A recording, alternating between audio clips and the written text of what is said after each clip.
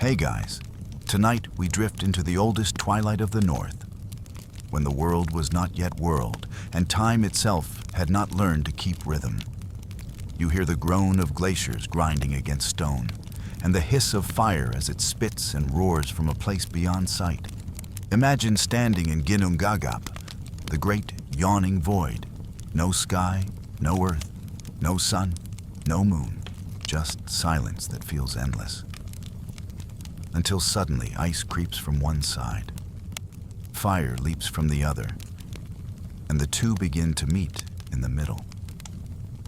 If you were here in flesh and blood, you wouldn't last a heartbeat. Your lungs would freeze solid while your bones cracked with heat in the same breath. So, before you get comfortable, take a moment to like the video and subscribe. But only if you genuinely enjoy what I do here. And while you're at it, let me know in the comments where you're listening from and what time it is right now.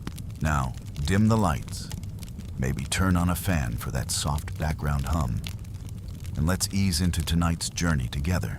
You stand at the edge of Ginnungagap, the chasm stretching into nothingness.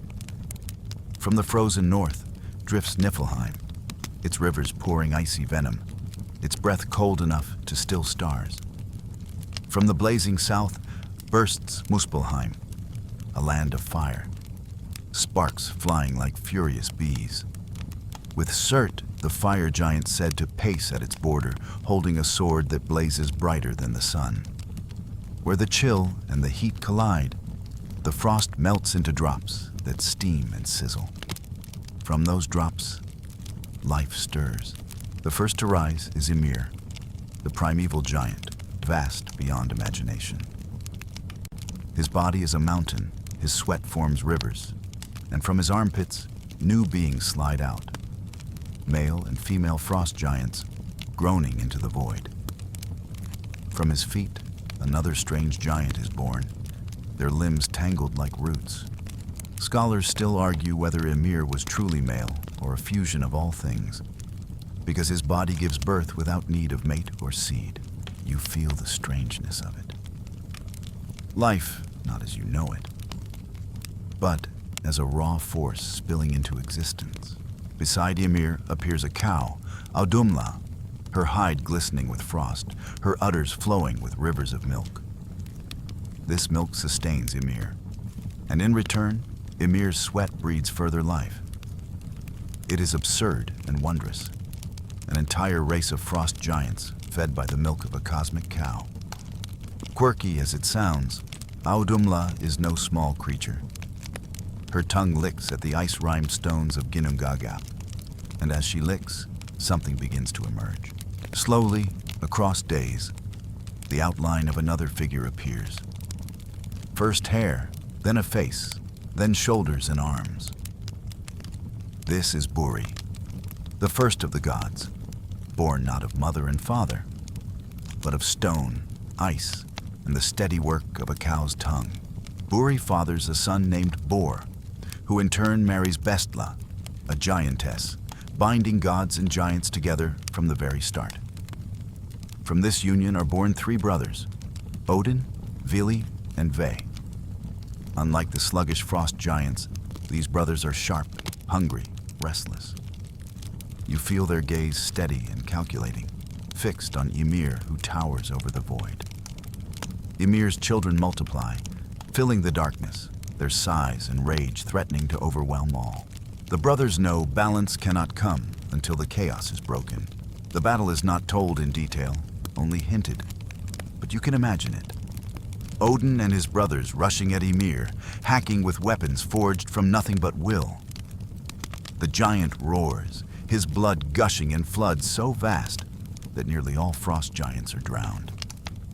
Only a few escape, clambering to the edges of the world, among them Bergelmir, who flees with his wife in a hollowed-out tree, ensuring the line of giants will endure.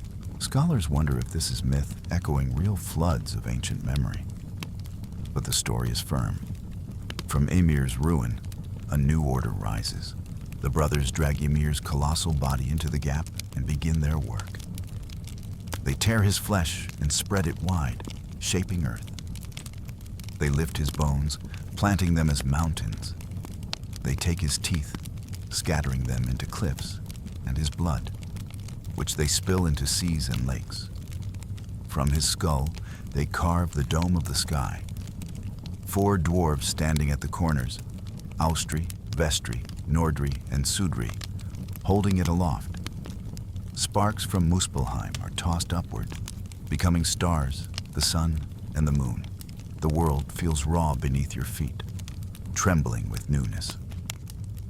Rivers cut valleys through the flesh. Winds whistle over the bones. Clouds gather in the skull's dome. It is gruesome if you linger too long on the image, yet oddly soothing as well, because it shows a world knit together piece by piece. Nothing wasted, everything transformed. Finally, the brothers set boundaries. They raise Midgard, the realm of humans not yet made, a circle fortified with Ymir's eyebrows to keep giants out. They name the land, sea and sky, binding chaos into order. And where there was once a void of ice and fire, there is now a place you could stand, breathe, and call home. But the work is unfinished. Humans have yet to walk, the gods have yet to dwell in Asgard. And the 9 realms remain shadows, not yet settled on Yggdrasil's branches. For now, you linger in this fresh-made world, hearing the waves slap against Ymir's ribs, smelling the salt of his blood sea, and feeling the strange comfort of a cosmos pulled from chaos. And as you breathe in the cold air of this new dawn, you sense the pattern already written. Fire and ice will always meet. Giants and gods will always clash. And from ruin, creation will always rise again. You linger in the stillness of this young world, where the seas glimmer faintly with the blood of Ymir, and mountains stand like his ribs thrusting toward the sky. The 3 brothers, Odin, Vili, and Ve, stride across this landscape, their shadows stretching over valleys freshly carved. They are the architects now, but they are also children of something larger, carrying the memory of chaos even as they set the first stones of order. As you walk beside them, you notice how quiet the world is. There are no birds, no forests yet grown tall, only rock and water. Sparks of Muspelheim glowing faintly above like scattered embers. The brothers gaze outward, and you can almost hear their thoughts. What should live here? What should move, speak, breathe? Already they are restless for more. From the east, the frost giants linger, survivors of Ymir's drowning flood. They are kin, yet also enemies, and their presence is a reminder that this world will never be free of rivalry. From the south, the heat of Muspelheim still licks the sky, threatening always to spill upward. And from the north, Niflheim sighs its cold breath across the seas. The brothers know that creation is not safety. It is balance poised on a blade's edge. Bor's sons, Odin, Vili, and Ve, stand not just as builders, but as rulers.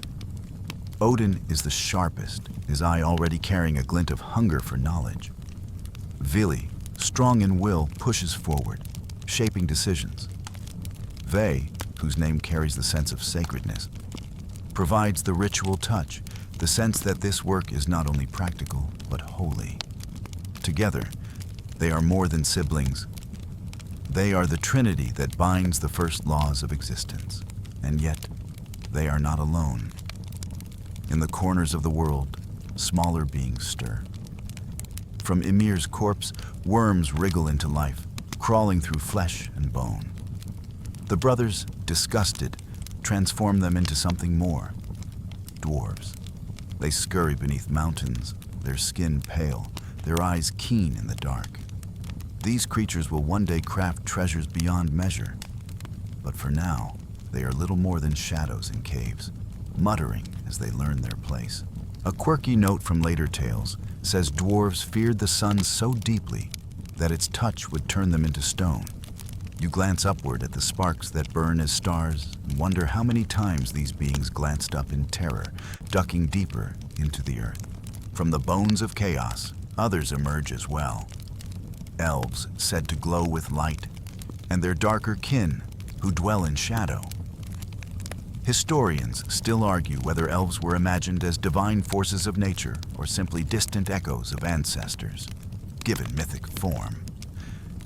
Either way, you feel the beginnings of layers, worlds upon worlds, stacked within this early cosmos.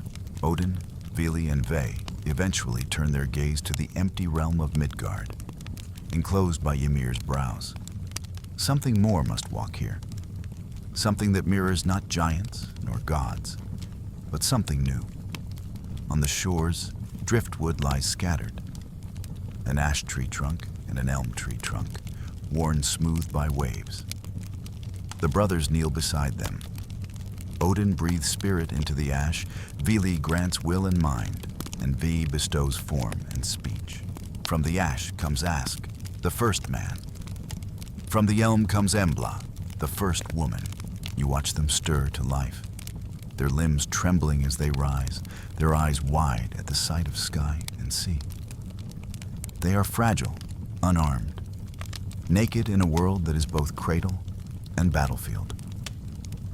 If you stood here yourself, beside them, you might marvel at their innocence, but also pity their fate. They will live in a realm ringed by enemies, forever needing the gods' protection. Ask and Embla step into Midgard, their children to follow, their lives the seed of humankind. You feel the strangeness of it, how humans are not born of giants or gods, but of wood, breath, and will. Perhaps this is why humanity always seems caught between. Fragile yet stubborn, fleeting yet capable of shaping memory into story. As you wander further, you see Odin's eyes already seeking. He knows that creation is not enough. A world built from flesh and bone will crumble if wisdom does not anchor it. His hunger for knowledge begins here, though its cost will come later. You sense in him a restlessness that will never quiet, a need to bind fate with understanding, even if it demands sacrifice. Meanwhile, the giants brood in Jotunheim, glaring across seas at the gods' new order. Their voices rumble like avalanches. They remember Ymir's death, their kin drowned in blood, and they vow revenge. Yet, paradoxically, gods and giants are bound. The gods take wives from giant kin, and giants covet what gods build. It is rivalry, but also kinship, a cycle that cannot be broken. Scholars still debate whether this tension reflects memory of real tribes warring across harsh landscapes, or if it is the universal story of order and chaos locked in eternal embrace. Whatever its root, you hear it already in the air, the tension that hums through stone and sky. From the east, storms gather. From the west, waves lash. But in the middle, Ask and Embla breathe. Odin and his brothers stand watch, and dwarves scuttle in mountain shadows. The world is no longer empty. It is alive, raw, precarious. You step back for a moment, feeling the scale of it all. From cow and giant, from sweat and bone, from wood and breath, a cosmos now stands.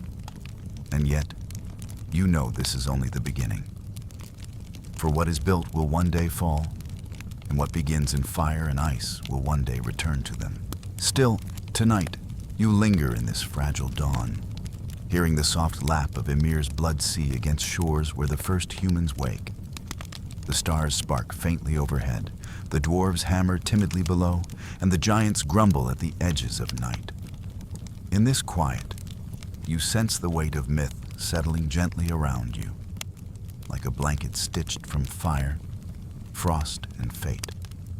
You stand at the threshold of Midgard, where the earth still smells of newness, as though the soil were freshly turned and the seas not yet settled into their depths.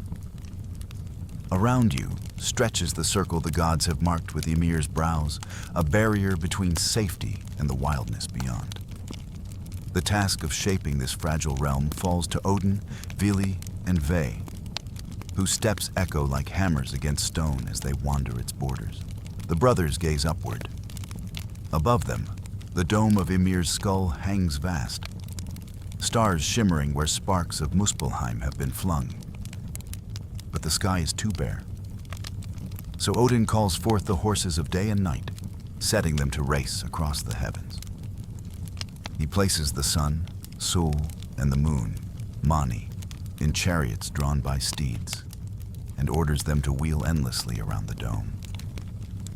Yet to ensure the cycle never falters, he looses two wolves, Skull and Hati, who chase sun and moon without rest. You look upward and imagine their breath steaming in the night, jaws snapping, as Sul and Mani flee to keep the world alight. Scholars still debate whether this image was meant as myth or astronomical metaphor. But in the moment, you feel its pulse. Light and dark bound forever in a desperate chase. Next, the brothers shape the rhythms of the world. They fix seasons, appointing summer and winter, warm and cold, growth and death. They breathe wind into the sky, its gusts rattling the trees that have just taken root. They scatter clouds, teaching them to swell with rain and break in thunder. You notice how quickly the landscape transforms. Where there was once barren ground, rivers carve valleys, flowers push through cracks, forests rise green and fragrant. The gods do not merely shape, they order, weaving balance into chaos. Yet Midgard needs protection. Beyond its walls lie the giants of Jotunheim, whose voices still grumble like storms beyond the sea. The gods raise a mighty barrier, high and strong, using Ymir's great eyebrows as ramparts. The wall encircles the human world, a reminder that fragility must be guarded. You run your hand along its edge, feeling the ridges, rough yet enduring, as though bone itself still remembers its former life. Within Midgard, Ask and Embla awaken to their roles. They walk hand in hand along the shores, their eyes wide with wonder. You watch them discover fire, stumble upon berries, hear the rustle of deer in the undergrowth. They are small, their voices thin against the vast sky. But their presence feels monumental, for in them lies the promise of countless generations, stories yet unwritten, struggles yet endured. Their breath is thin smoke compared to Odin's storms, yet it carries weight all the same. Still, the gods do not linger only here. They climb upward to Asgard, their own dwelling, high above Midgard's circle. Bridges are laid, the most famous being Bifrost, the Rainbow Road, shimmering with hues no mortal tongue can fully name. You stand upon it, looking down at Midgard below and Jotunheim beyond, the arc stretching delicate yet strong. A quirky note comes to mind. Some later tellers claimed that Bifrost would creak under the hooves of Thor's goats when his chariot thundered across it, sparks flying from its fragile span. The gods settle in halls of grandeur. Odin raises Gladsheim, a shining palace where thrones are set for 12 high gods. Vili and Ve share in this work, though already Odin begins to overshadow them, his hunger for wisdom and power setting him apart. Scholars still debate why Vili and Ve fade in later tales, whether they were once greater figures whose roles Odin consumed, or whether they were always shadows meant to fall away. For you, watching Odin's gaze drift beyond horizons, it feels inevitable that his brothers would dim beside his fire. Meanwhile, in Jotunheim, the giants seethe. They see the walls of Midgard and the glittering halls of Asgard, and their envy stirs. Some giants laugh, others plot, but all remember Ymir's blood and vow their kinship will not be forgotten. You hear their roars echo faintly across the sea, a reminder that creation has not erased chaos. It has only drawn a line against it. Back in Midgard, you notice smaller details of life taking root.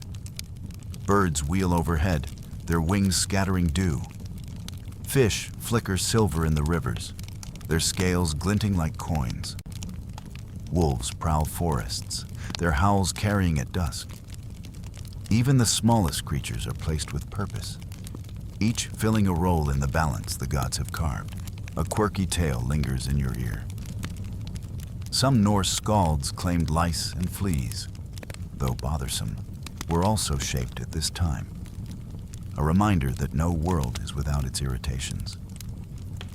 You scratch absently at your arm, amused that even in myth, humanity cannot escape pests. The humans, fragile though they are, begin to craft. Ask and Embla rub flint against stone, coaxing sparks into flame. They weave fibers into cords, bend branches into shelters. They carve marks upon wood, shapes that mean little yet stir something deep. Odin watches, intrigued. Already he senses that humans will not simply live. They will tell, remember, question. Perhaps that is why he gave them breath. Not to fill the world with bodies, but to echo its story in words. As the first fire crackles in Midgard, smoke curling upward toward Asgard, you feel the world's link. Giants grumble, gods watch, humans stir. The balance is fragile, as though one strong wind might tip it all into ruin.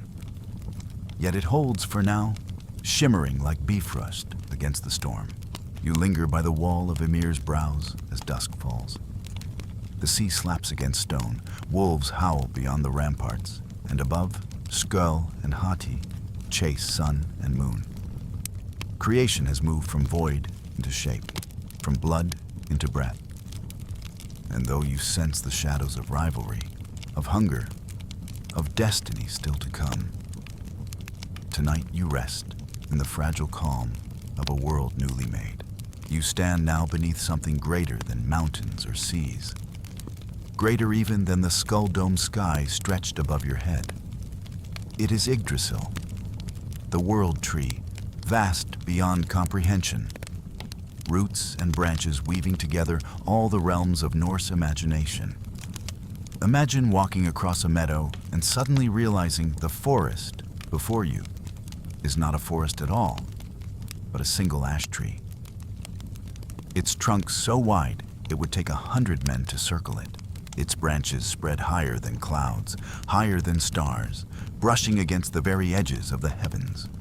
Its roots twist downward into places unseen, threading into frost and fire, into lands of the dead, into wells of wisdom. You crane your neck, but you cannot see its top. You press your hand to the bark, and it hums with life, like veins carrying not blood, but fate. Yggdrasil is no ordinary tree. It is the axis of existence, the spine of the cosmos. Around it, the 9 realms are arranged like beads strung along branches and roots. Midgard, where Ask and Embla now live, clings to the middle, safe but small. Above, high in the boughs, Asgard gleams, the stronghold of the Aesir gods, where Odin, Thor, Frigg, and others hold court. Just beside Asgard, also in the upper branches, lies Vanaheim, home of the Vanir gods, masters of fertility and magic. In another limb rests Alfheim, the luminous world of the light elves, shimmering and strange. But not all is bright in Yggdrasil's shade. Beneath the branches, the trunk stretches down into darker places. One route leads to Jotunheim, land of the giants, cold and mountainous, where winds howl like beasts.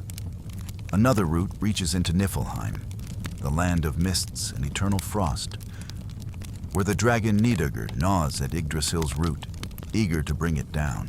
Yet another route plunges into Muspelheim, the realm of fire, where the fire giant Surtur waits, his flaming sword already promised for the final day.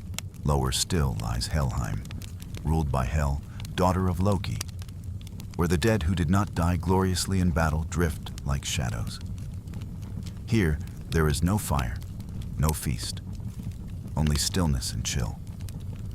And there is Svartalfheim, the dark realm of dwarves, who craft wonders in caverns lit only by forges. Finally, somewhere between light and shadow, lies the realm of the dark elves, Dökkalfheimr, a place of mystery, little described and much speculated about. That makes 9. Asgard, Vanaheim, Alfheim, Midgard, Jotunheim, Niflheim, Muspelheim, Svartalfheim, and Helheim. A universe bound together not by empty space, but by the living bark and breath of a tree. You tilt your head back again and hear rustling in the canopy. There is a great eagle perched at the very top of Yggdrasil, so vast its wings could stir storms. Between its eyes sits a hawk named Vedrfölnir, sharp-eyed, whispering secrets down to those who dare to listen.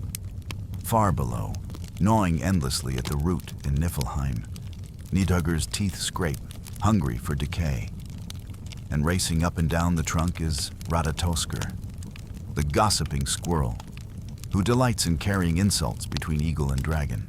Imagine this: the highest bird of the sky and the lowest serpent of the roots, hurling barbed words at each other, with a squirrel gleefully running messages between them. A cosmic comedy hidden within cosmic tragedy.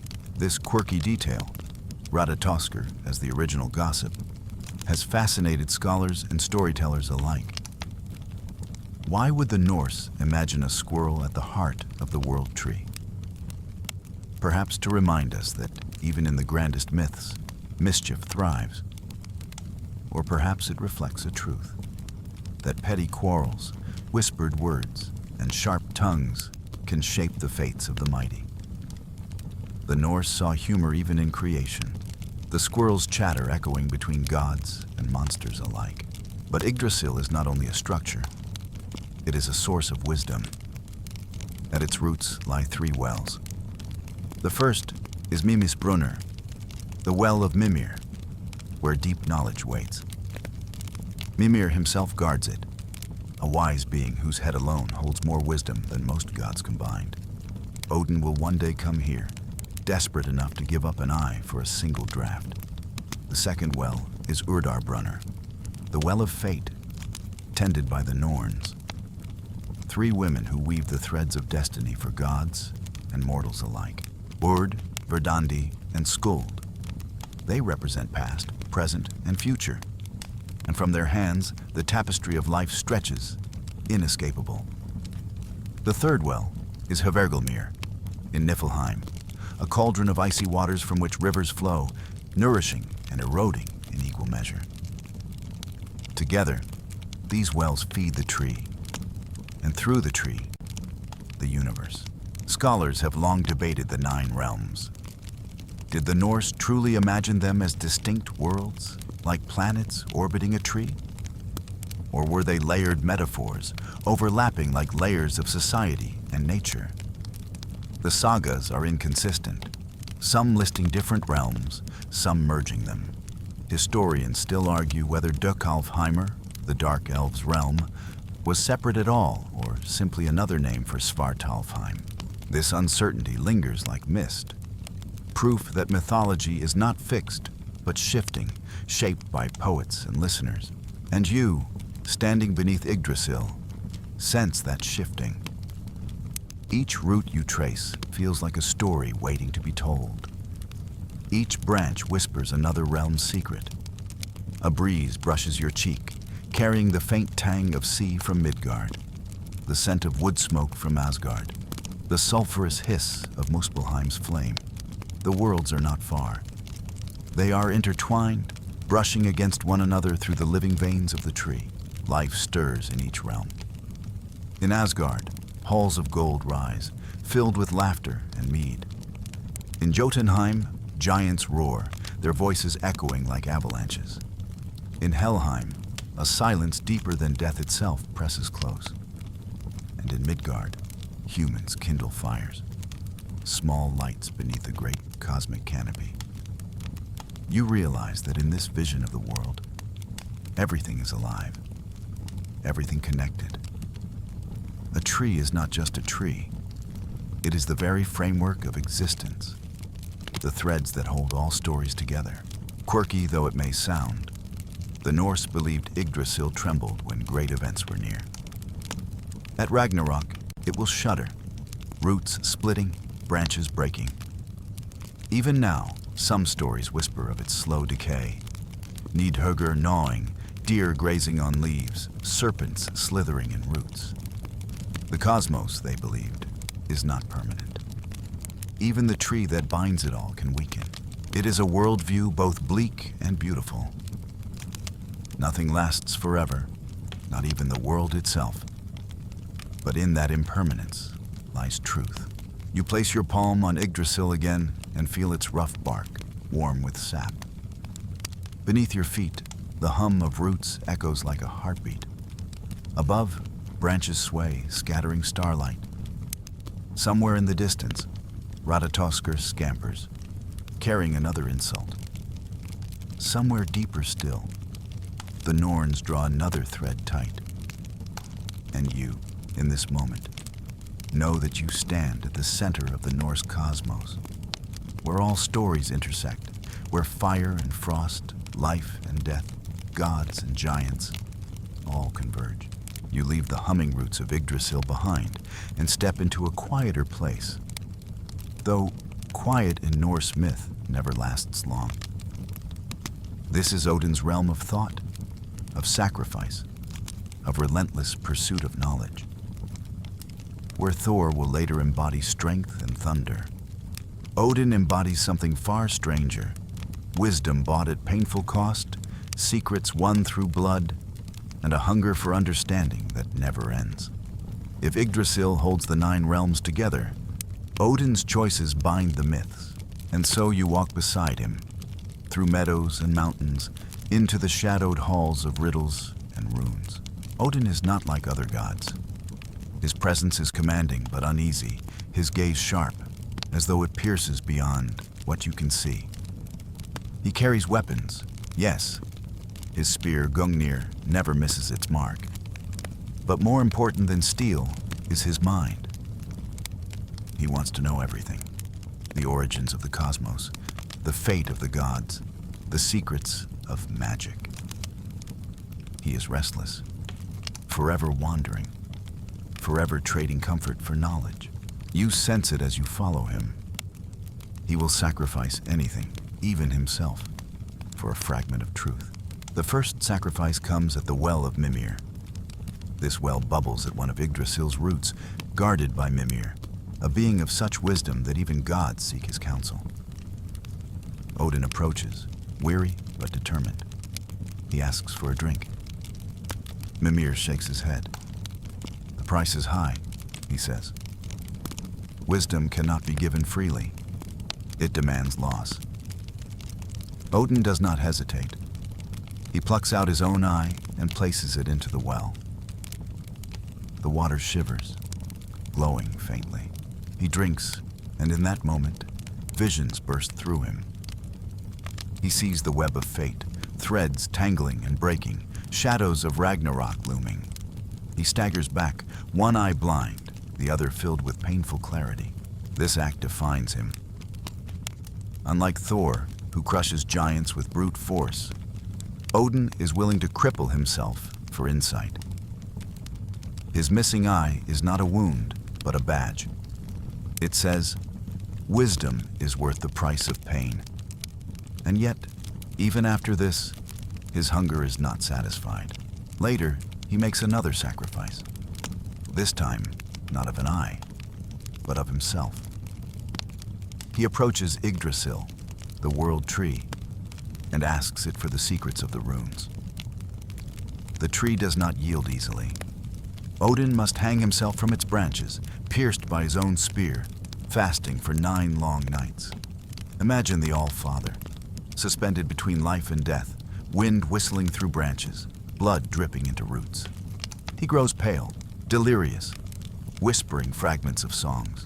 On the 9th night, the runes reveal themselves, glowing like sparks in the dark.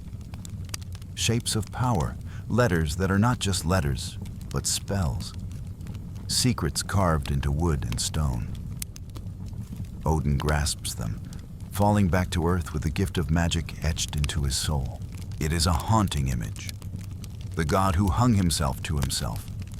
Self-sacrifice in pursuit of meaning. Scholars still debate whether this myth reflects ancient shamanic practices, where seekers endured pain to gain visions. Some suggest the number 9, sacred in Norse belief, tied Odin's ordeal to cycles of fate. Others note that runes were not just an alphabet. They were talismans, carved for healing, cursing, protection. To learn them was to master power itself. Whatever the case, Odin emerges changed. He is no longer just a wanderer. He is the master of runes, lord of knowledge, the god who knows that destiny cannot be avoided, only understood. Quirky details slip in around these stories. Odin is not always solemn. He is a trickster in his own right, disguising himself as a traveler, wandering Midgard in floppy hats and cloaks, challenging kings with riddles, tricking peasants into offering him food. Sometimes he appears in dreams, muttering cryptic warnings. In some sagas, he even wagers with giants in contests of wisdom, always ready to twist a question into an answer. Imagine meeting him at night on a lonely path, a one-eyed old man leaning on a staff. You'd think him a beggar until his voice made you shiver, carrying weight beyond mortal measure. Odin's quest for wisdom also leads him to the dead. He whispers into graves, summoning spirits for counsel. In one saga, he wakes a dead vulva, a seeress, from her tomb, demanding knowledge of Ragnarok. She resists, warning him that what he asks cannot be undone. But Odin presses. She speaks of wolves devouring the sun, of Fenrir unchained, of the god's doom. Then she falls silent, refusing to say more. Odin rides away. Troubled, one more secret learned, one more weight added to his heart. Even his companions reflect this obsession with knowledge. He keeps 2 ravens, Hugin and Munin, thought and memory. Each morning they fly across the 9 realms, gathering news. Each evening they return, perching on his shoulders, whispering what they've seen. Odin listens carefully, stroking their feathers. But he worries. In one poem, he admits, "I fear for Munin, that he may not return." Memory, he knows, is fragile. Without it, thought itself loses power. And yet, for all his wisdom, Odin is not infallible. He knows many things, but not everything. He sees Ragnarok approaching but cannot stop it. He seeks secrets, but sometimes twists them for his own gain. Scholars argue whether the Norse saw him as wise or as dangerously cunning. Perhaps he was both, embodying the double edge of knowledge. It can guide, but it can also wound. You wander with Odin across the realms, and each place he treads, he leaves stories. In Jotunheim, he wins mead of poetry by trickery, drinking deeply of inspiration and giving it to gods and skalds alike. In Midgard, he gifts warriors courage, marking those destined for Valhalla. In Asgard, he sits upon his throne, Hlidskjalf, gazing across the worlds with his one good eye, always searching, always listening, always restless. And as you drift beside him, you realize something soft but unsettling. Odin is never content. His wisdom does not soothe him. It makes him restless, more desperate, always seeking the next secret. It is as if knowledge itself is both nourishment and curse. You glance at him now, the one-eyed wanderer, and you wonder, is he a god of wisdom, or a god enslaved by it? Historians still argue whether Odin's sacrifices made him noble or tragic. But to the Norse, he was both. Wise enough to know what must come, bound enough to walk toward it anyway. Above you, ravens croak. Beneath you, Yggdrasil hums. And Odin, with his cloak billowing and his spear in hand, walks on. His eye glows faintly in the half-dark, fixed on something beyond even your imagination. You feel the ground beneath your feet begin to tremble, not with the subtle hum of Yggdrasil's roots, but with something louder, heavier, like the approach of thunder. A faint rumble rolls across the horizon, then cracks overhead like a sudden storm. The air smells sharp, metallic, alive with ozone, as if lightning has already struck nearby. And then you hear him. Thor, the god of thunder, stomping across Midgard with a force that makes even mountains shiver. Where Odin is wisdom wrapped in riddles and sacrifice, Thor is raw power, blunt and booming, the protector who does not think twice before swinging his hammer. Thor is not difficult to recognize. His red beard bristles, his eyes flash like lightning, and his massive frame shakes the earth with every step. Around his waist is the belt Ginnungagap, doubling his already immense strength. On his feet are iron gloves, necessary for gripping the weapon that defines him. Mjolnir, the hammer. It is not just a tool of battle. It is a symbol of protection, consecration, and cosmic balance. In one moment, Thor crushes giants with it. In another, he blesses marriages and newborn children, raising the hammer as a sign of sacred power. He is both warrior and guardian, feared by enemies and cherished by farmers who whispered his name when storms rolled in. The sagas say Thor rides a chariot pulled by two goats, Tangrisnir and Tangjoster, whose hooves spark fire as they gallop. Imagine the sound, a rattling, clattering thunder rolling through the clouds as the goats leap across the sky. And here's a quirky detail. Thor can slaughter his goats for food during his travels. After feasting on their meat, he lays their bones carefully aside, and by morning they rise again, whole and alive, ready to pull his chariot once more. Only if someone damages a bone, say, by splitting it for marrow, do the goats rise crippled, limping as punishment for carelessness. It's an odd mixture of practicality and myth. Thor never goes hungry, but woe to those who disrespect his beasts. Thor's role is simple, but essential. He is the defender of Midgard, standing between humanity and the chaos of Jotunheim.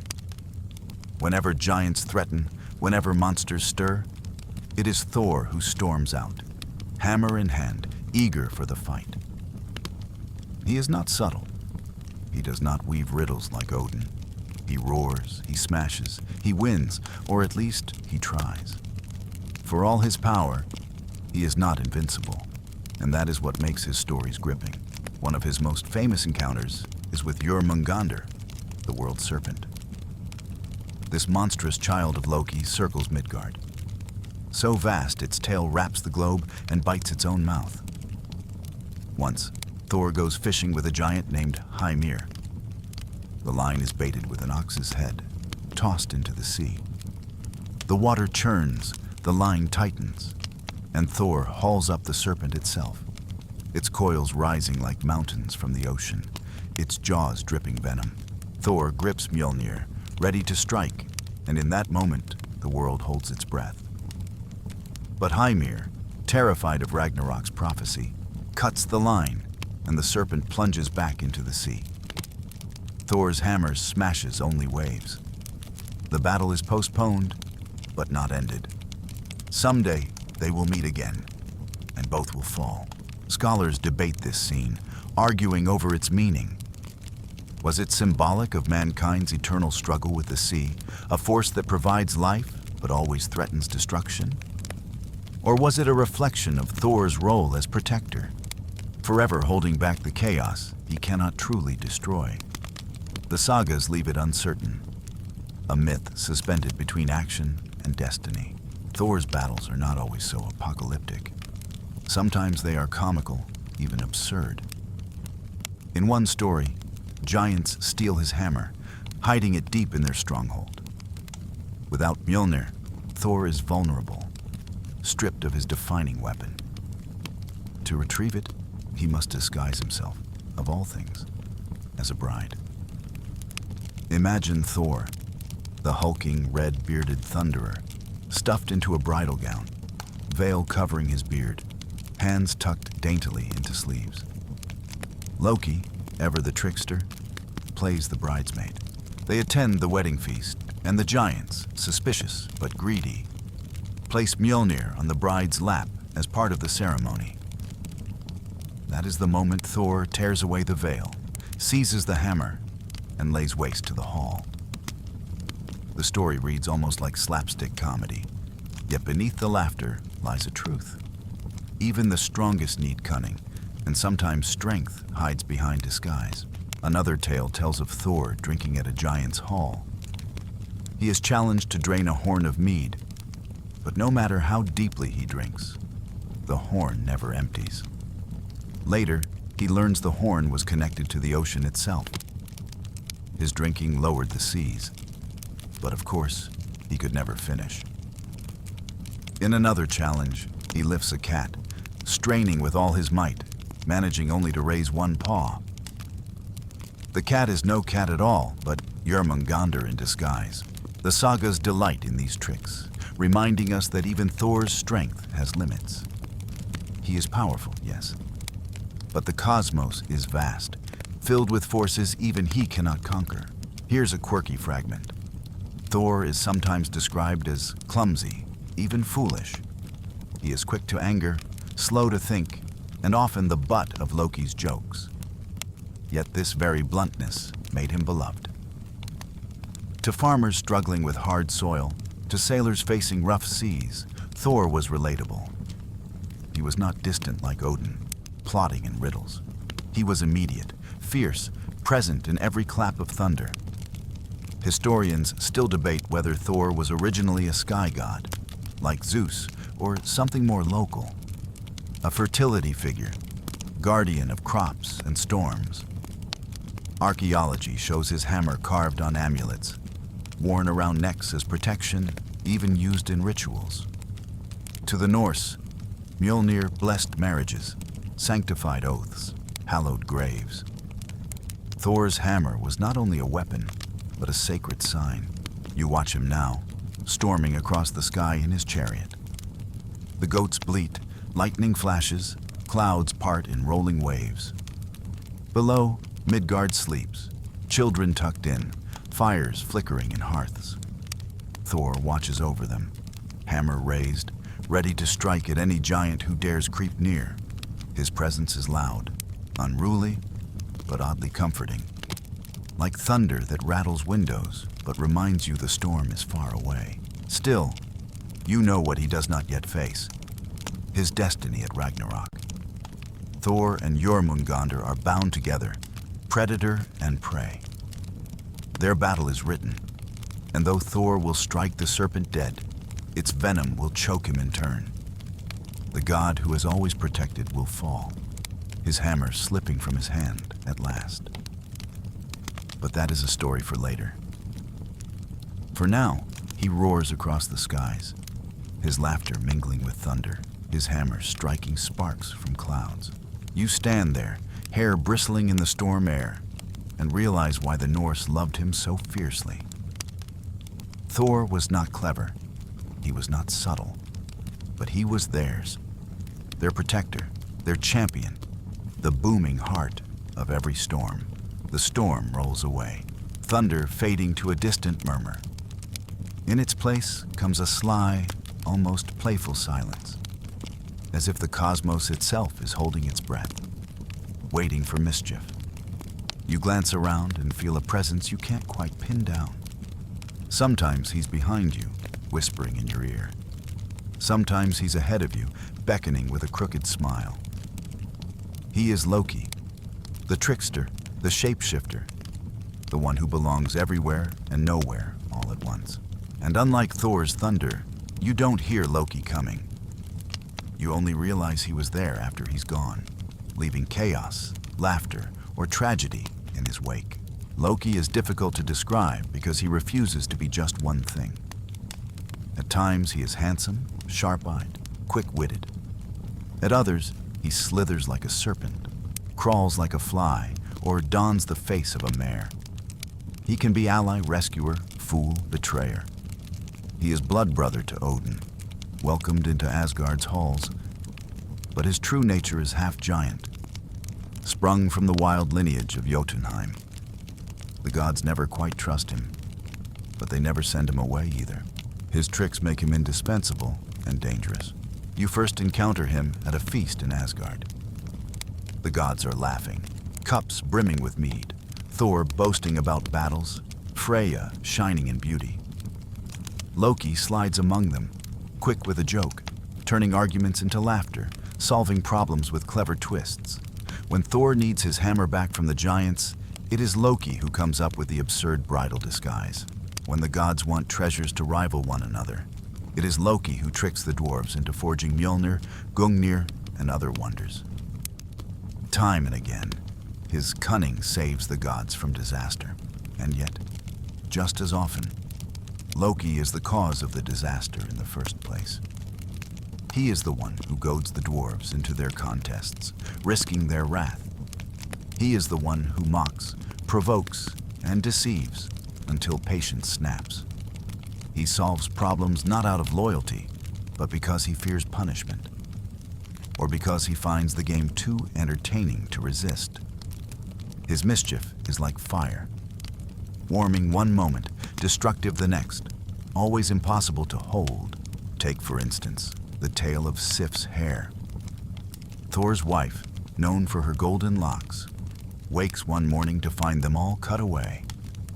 Loki, of course, is the culprit, snickering at the prank. Thor roars, fists clenched, ready to break Loki in half. Terrified, Loki pleads for a chance to fix it. He rushes to the dwarves, masters of craft, and demands they spin new hair from threads of gold. They do, and not only that. They create treasures for other gods as well.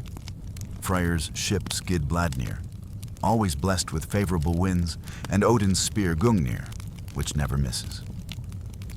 What began as sabotage becomes bounty. This is Loki's pattern. Ruin followed by restitution, trouble followed by treasure, but his tricks grow darker with time. You notice his children first, odd, unsettling, each destined for disaster. With the giantess Angrboda, Loki fathers 3 offspring: Fenrir, the wolf fated to devour Odin; Jörmungandr, the serpent destined to poison Thor; and Hel, the ruler of the underworld. The gods, horrified, try to control them.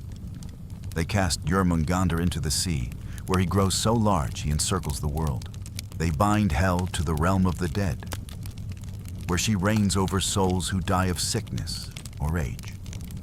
They chain Fenrir with a magical ribbon spun from impossible things: cat's footsteps, bird's spittle, fish's breath. Yet even so, he thrashes, waiting for the day he breaks free. It is here that you sense a shift. Loki is no longer harmless. His pranks are no longer contained. Through his children, doom itself is born, woven into fate. Scholars still argue whether Loki was truly worshipped as a god or feared as a devil. The sources are divided. Sometimes he is comic relief, sometimes nearly satanic. The uncertainty lingers, making him all the more slippery. Quirky details persist, though. In one myth, Loki transforms into a mare to distract a giant stallion. The plan works, too well. Loki later gives birth to an 8-legged horse, Sleipnir, who becomes Odin's steed. Imagine that. The trickster god, both mother and father, producing the greatest horse in the 9 realms. It is bizarre, even comical. Yet it underscores Loki's essence. He does not obey categories. He bends them until they break. Still, the gods tolerate him until Baldur's death. Baldur, the shining god of light, is beloved by all. His mother, Frigg, secures oaths from every creature, every stone, every plant, never to harm him, except the mistletoe, too small to be asked. Loki discovers this and crafts a dart from its wood. At a feast, He gives it to Baldur's blind brother, Hother, guiding his hand. The dart flies, pierces, and Baldur falls dead. The hall falls silent. The gods are stunned. This is no prank, no game. This is loss. This is the unraveling of joy. From this moment, Loki's fate is sealed. He flees Asgard, hunted, but is eventually captured. His punishment is grim, bound beneath the earth with the entrails of his own son, venom dripping from a serpent above. His wife, Sigyn, holds a bowl to catch the poison, but when she empties it, drops strike Loki's face. He writhes, shaking the earth, causing earthquakes. Bound, suffering, waiting for Ragnarok, when his chains will break and his vengeance will ignite the world. Historians debate Loki endlessly. Was he an imported figure, borrowed from older traditions? Was he a cautionary tale, a symbol of chaos always present in human life? Or was he a reflection of reality? Where allies and enemies often blurred, where the same man could save you one day and betray you the next? The uncertainty lingers, just as Loki lingers, laughing in the shadows of myth. You stand now in Asgard's feast hall. The memory of laughter faded, the echo of Baldur's fall heavy in the air. Somewhere deep below, you hear the faint hiss of venom, the muffled groan of Loki in chains. And you know the gods have not rid themselves of him. They have only delayed him, his tricks, his children, his vengeance. All wait in silence. Yet even as you think this, you smile faintly. For Loki's essence is contradiction. He is danger and delight, humor and horror, savior and destroyer.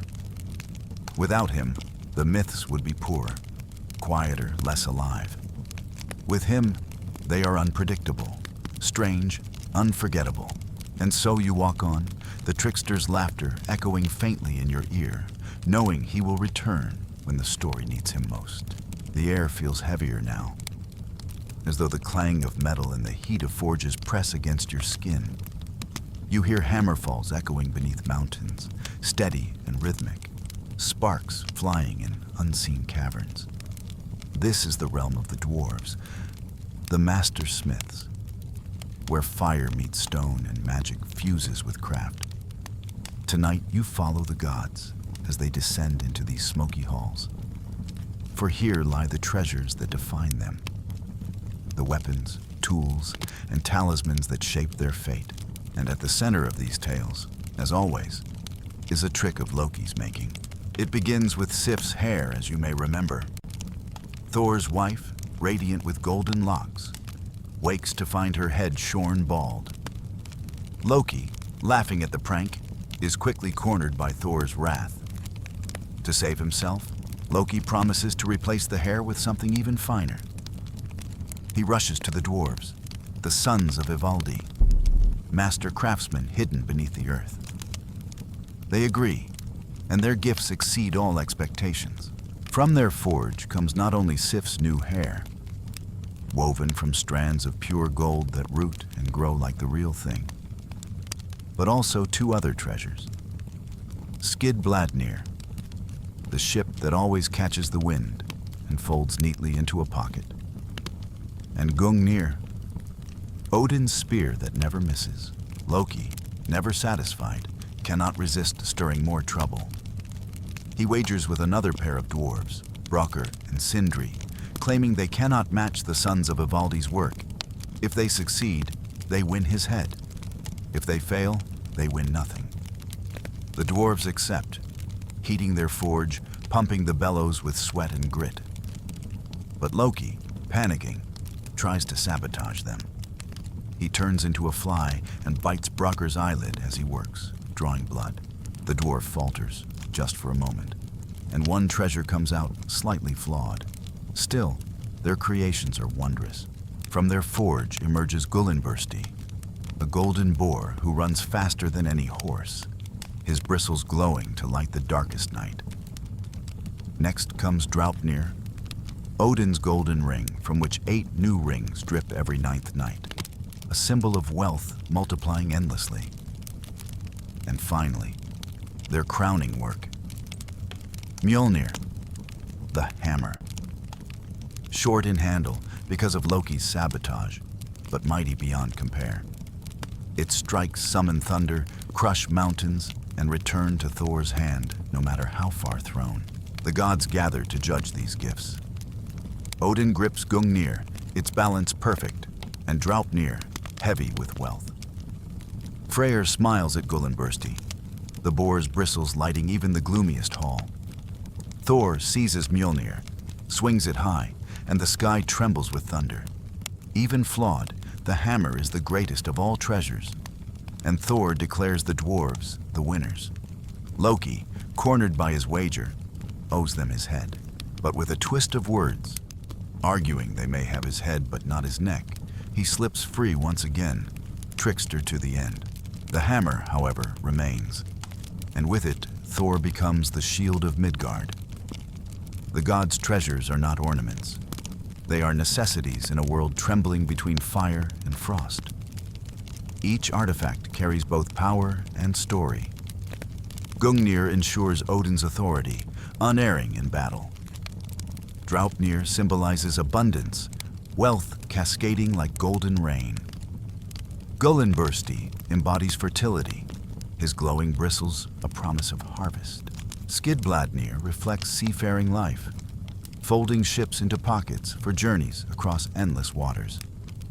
And Mjolnir, thunder itself, stands as the last defense against giants and monsters. Historians wonder whether these treasures mirror real objects the Norse valued. Spears, rings, and ships were crucial in daily life, and amulets shaped like Thor's hammer have been unearthed across Scandinavia, worn for protection. The myths elevate the ordinary into the divine, making every hammer stroke of a blacksmith echo with sacred resonance. Perhaps a farmer wearing a Mjolnir pendant felt Thor's power with every swing of his plow. Yet the sagas also preserve quirks and contradictions. Why a golden boar? Some scholars suggest the boar symbolized fertility, rooting in soil, bringing life. Others think it reflects the glow of the sun across fields. As for Draupnir, the endlessly multiplying ring, was it a fantasy of wealth in lands where survival was hard, winters long, and riches scarce?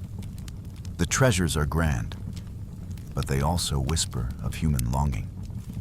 For safety, abundance, light in the dark, you wander deeper into the dwarves' halls, where fires roar and anvils ring. Sparks sting your skin, the air thick with smoke and magic. The dwarves move quickly. Stocky figures with soot-streaked faces, eyes gleaming like embers.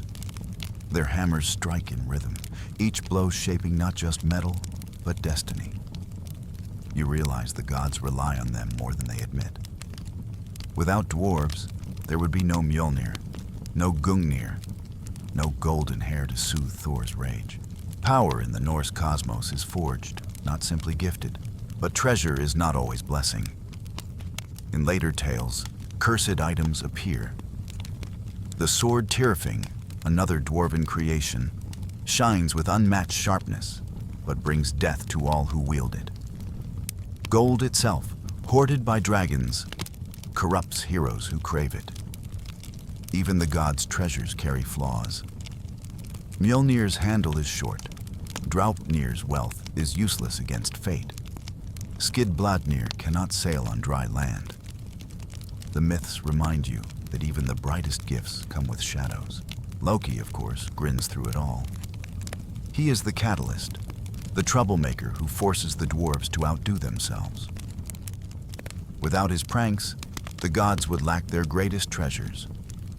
Yet without him, they might also avoid their greatest perils. This duality lingers, an echo of the trickster's hand in every shining artifact. Scholars still puzzle over Loki's role in these stories. Was he celebrated as the one who brought gifts, or condemned as the one who brought doom? The sagas do not say clearly. They present both truths at once, as if reminding us that light and shadow cannot be separated.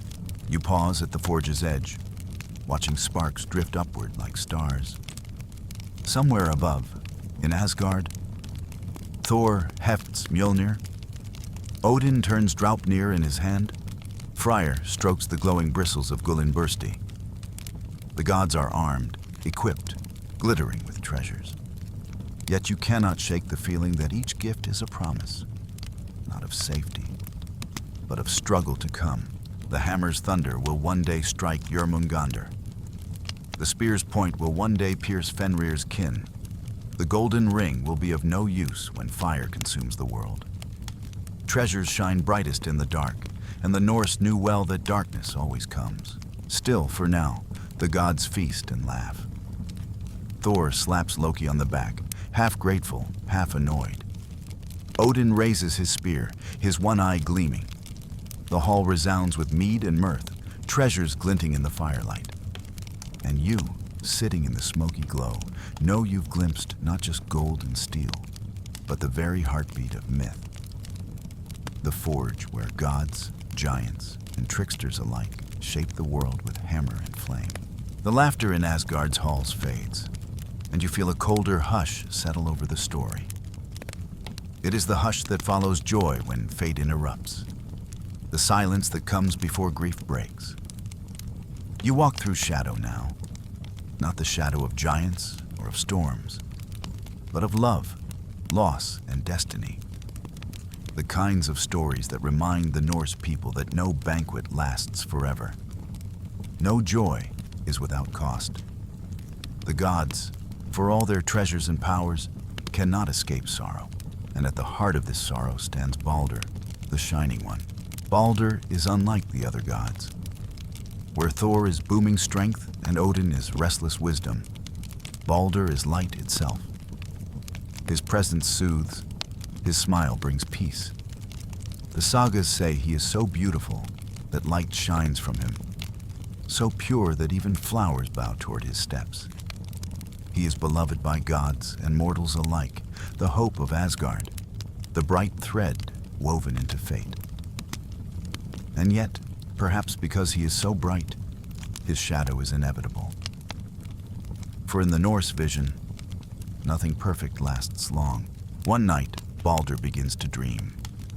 He sees visions of his own death, images so vivid they leave him trembling. He tells his mother, Frigg, the goddess of foresight and protection. Her heart clenches. She cannot bear to lose him. So she sets out to do what mothers do best: protect her child.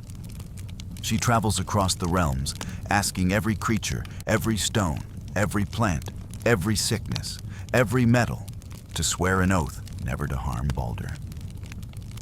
And they do.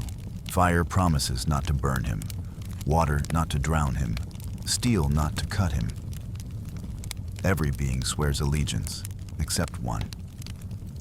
The mistletoe, small, overlooked, thought too insignificant to bother with. Frigg dismisses it, never imagining that this frail plant could be a threat. Back in Asgard, the gods make a game of Baldur's invulnerability.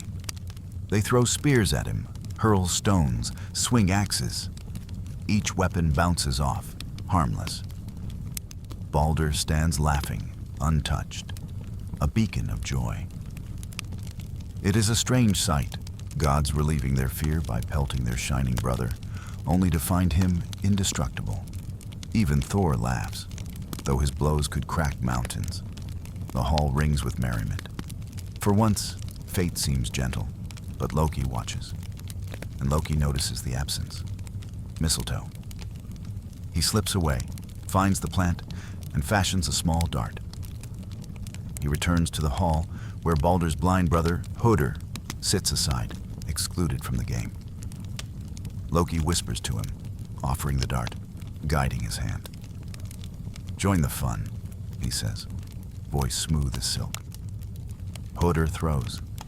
The dart flies true. It pierces Baldur, and the Shining One falls. The silence is immediate. No laughter, No music, just shock. The gods rush forward, but it is too late. Balder lies still, his light extinguished. The hall that moments before rang with joy now echoes with grief. Frigg wails, Odin bows his head, Thor clenches his fists. They are gods, yet they cannot undo what has been done.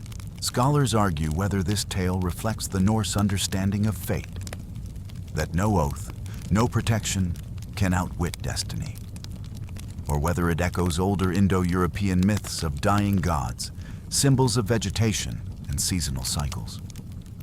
Whatever its origin, the message is clear. Death comes even for the beloved.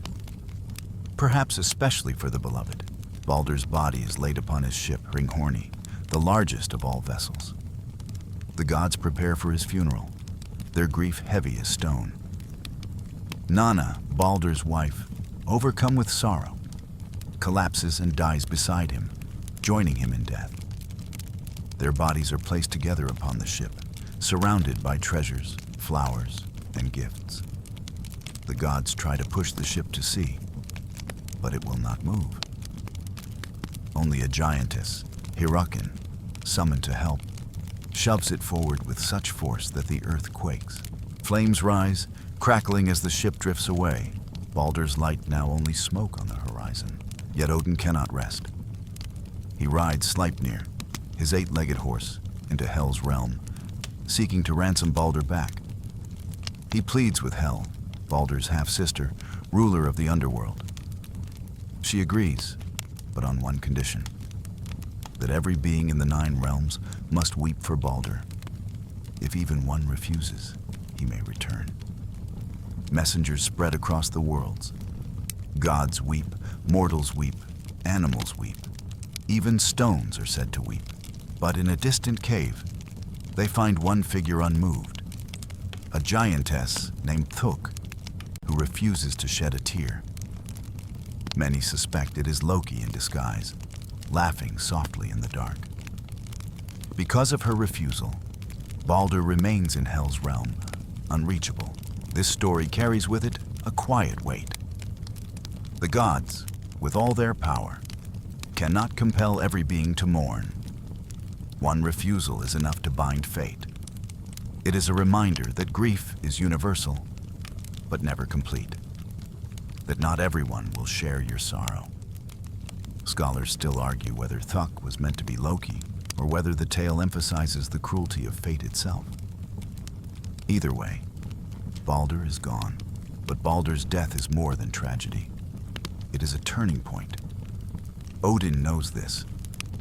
When he placed his eye in Mimir's well, when he hung on Yggdrasil, he glimpsed the threads of fate.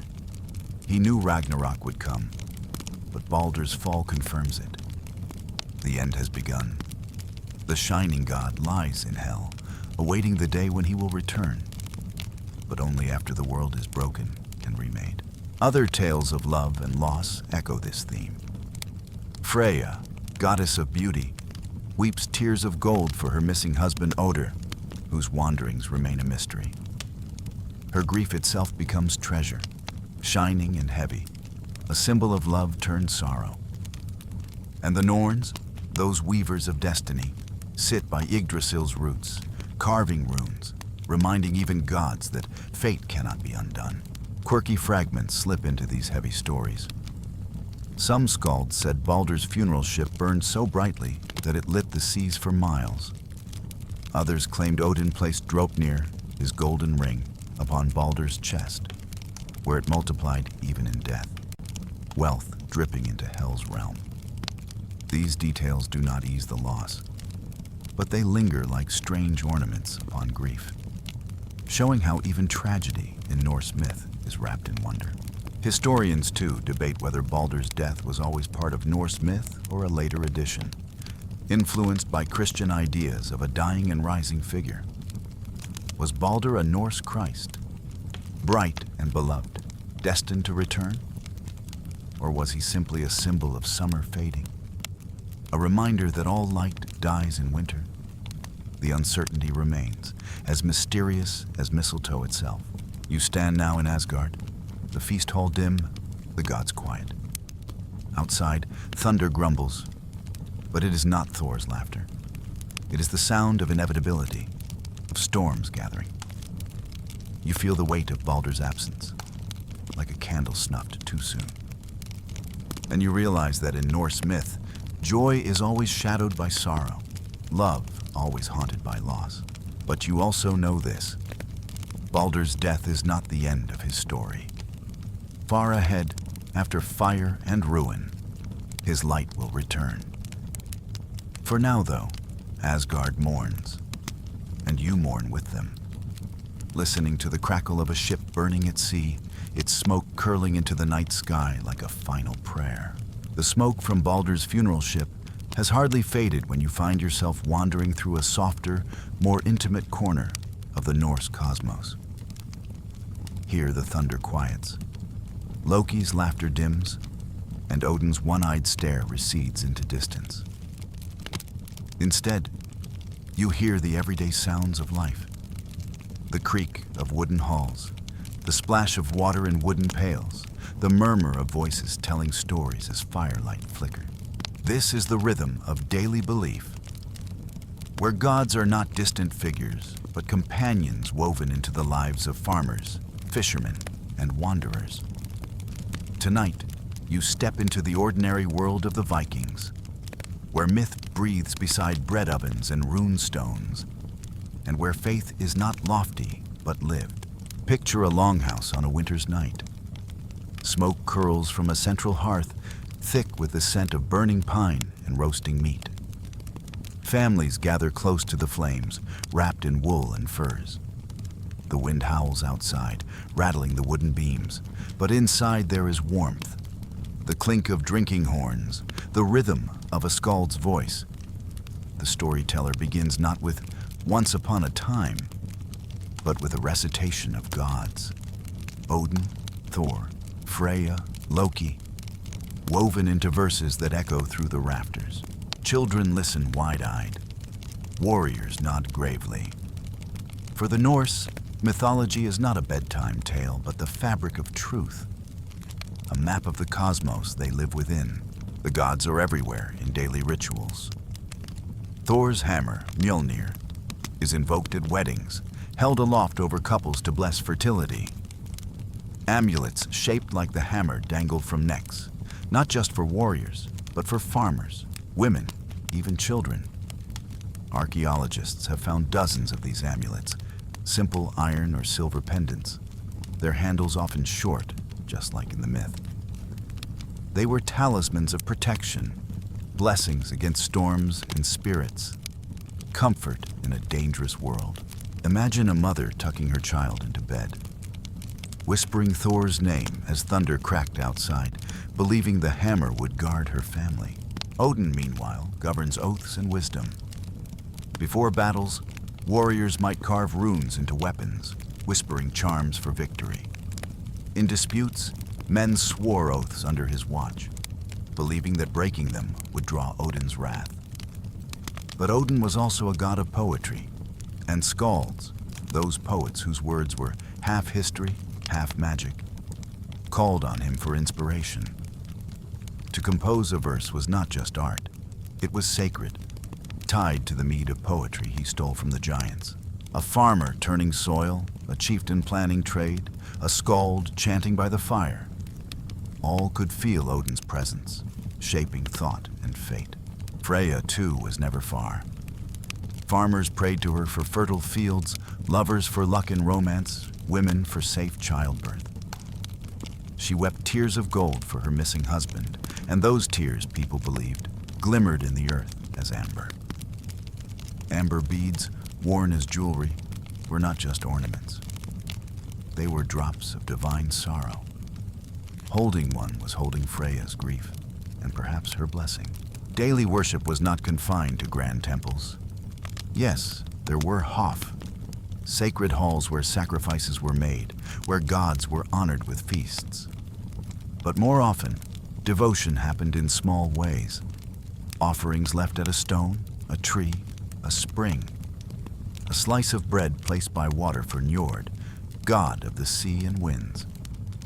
a libation of mead poured into soil for the ancestors. The line between the sacred and the ordinary was thin, blurred by ritual woven into survival.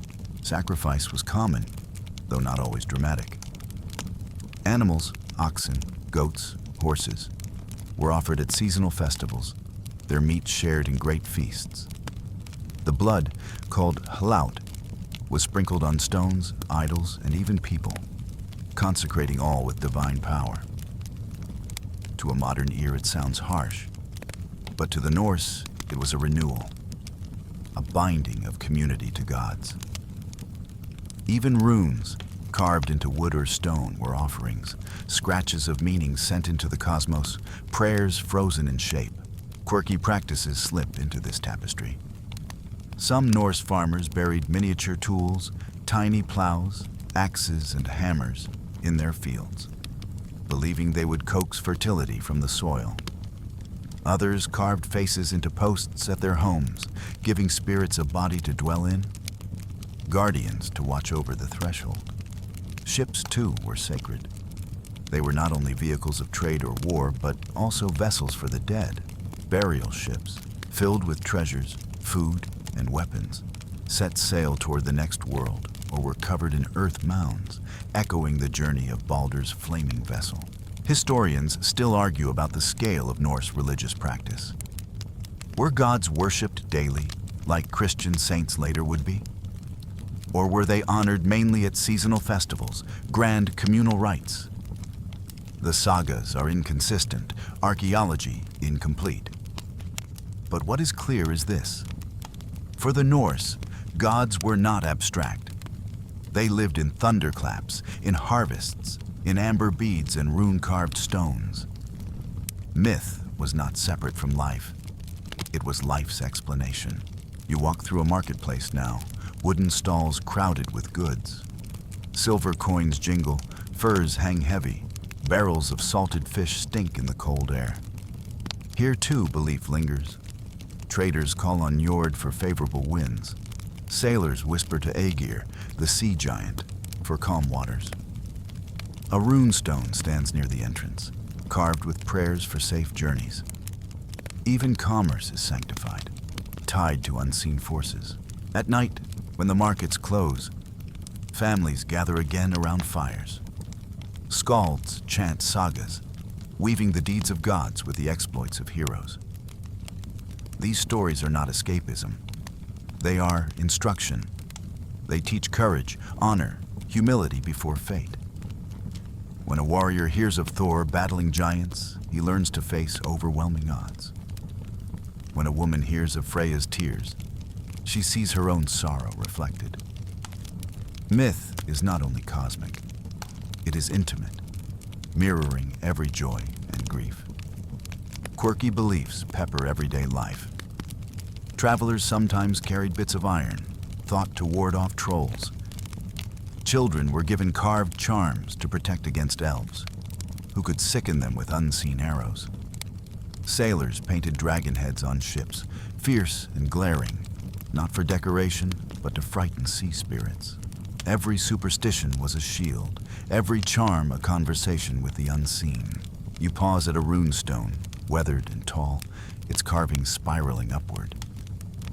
It is not just a monument to the dead, but a binding of story to stone.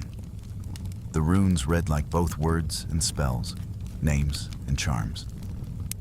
You run your hand across them, and for a moment, you hear the echo of voices, men and women, who stood here 1,000 years ago, whispering prayers into wind and soil. Historians admit uncertainty here. We do not know all the rituals, all the prayers, all the everyday devotions. Much has been lost, filtered through Christian scribes who wrote down the myths centuries later. But the fragments we hold, amulets, rune stones, burial mounds, speak clearly enough. They tell us that Norse myth was not a distant doctrine. It was breath, bread, storm, soil. It was the hum of daily life, laced with gods. You step back from the longhouse, from the marketplace, from the quiet fields where tiny hammers lie buried in earth. You look upward, seeing stars glimmer like Odin's stolen sparks, hearing distant thunder like Thor's laughter, feeling the faint warmth of Freya's golden tears. And you realize, for the Norse, every moment was myth, every act an offering, every breath part of a story stretching from frost and fire to the fate of the world.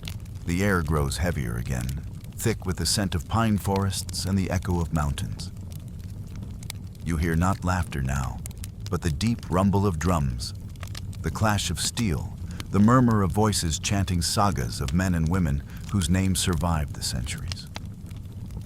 These are not gods, but mortals, or at least mostly mortal. Heroes whose deeds brushed against the divine, whose lives burned brightly enough to be remembered.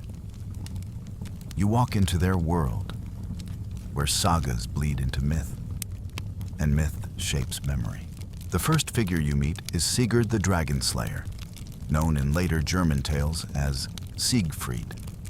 His story is stitched together from scraps, preserved in the Volsunga saga and echoed in the Poetic Edda. You picture him, a young man raised in a lineage of tragedy and vengeance, his fate shaped by cursed treasure. With the broken sword of his father reforged into Gram, Sigurd rides to slay Fafnir, a dragon who was once a greedy dwarf, transformed by hoarded gold. The scene is vivid. Sigurd digs a pit in the dragon's path, waiting as the serpent's belly slides above. He thrusts upward, piercing its heart. The ground shakes, venom steams, the air reeks of iron and rot. But here comes the quirky detail. When dragon's blood spills, Sigurd tastes it. Birds nearby suddenly speak to him, warning him of treachery. Imagine standing in a pine forest, hearing sparrows mutter in human words. It is strange, eerie, and yet completely natural within Norse imagination. Sigurd's fate, though glorious, is tragic. The cursed treasure he wins brings betrayal, Brynhild's wrath, and his own death. His tale is not simply adventure, it is a warning. Greed corrupts, love wounds, and even the mightiest hero cannot outrun the curse of fate. Scholars note how this saga, older than the Viking Age, wove itself into Germanic and even Wagnerian opera centuries later. Yet, its Norse essence remains. Victory and doom walk hand in hand. From Sigurd, you move to Brynhild, a Valkyrie whose presence glows like fire. She is no passive maiden, but a warrior, shield and spear in hand, riding with Odin's chosen.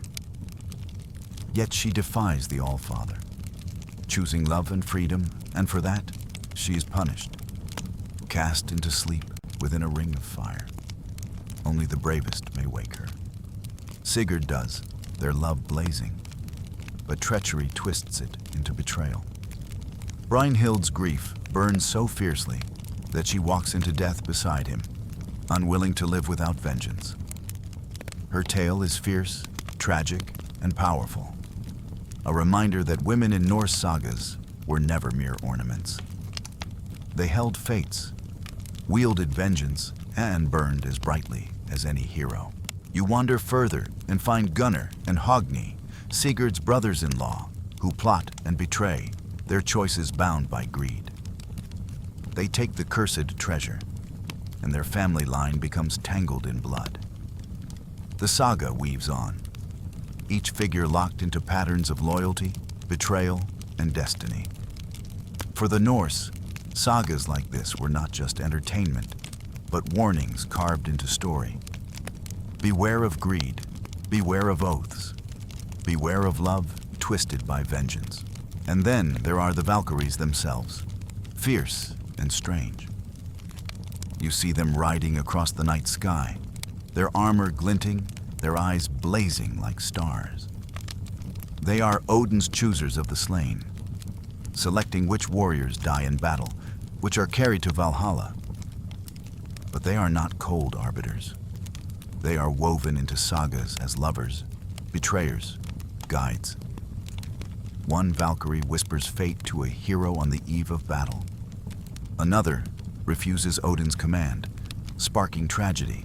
They are both terrifying and beautiful, half goddesses, half demons, reminding warriors that death is never random, it is chosen. In the sagas, mortals often brush against gods. Sometimes they are blessed, receiving gifts, runes, or protection. Sometimes they are crushed, pawns in divine quarrels. Heroes rise, but none rise beyond fate. Even kings, like Ragnar Lothbrok in later tales, live boldly but die in pits of snakes. Their voices raised in defiance, but their flesh no less mortal. His saga, embroidered with exaggeration, still echoes the Norse truth. Courage is not the absence of death, but the strength to face it, laughing. You pause at the edges of a mead hall, where a skald chants the saga of Sigurd. His voice rises and falls, firelight catching his eyes, the crowd leaning forward, rapt. For these listeners, heroes are not distant. They are kin, ancestors, examples. Their deeds teach lessons. When Sigurd slays the dragon, he shows bravery. When he falls to treachery, he shows the danger of broken oaths. When Brynhild burns, she shows the ferocity of love and vengeance.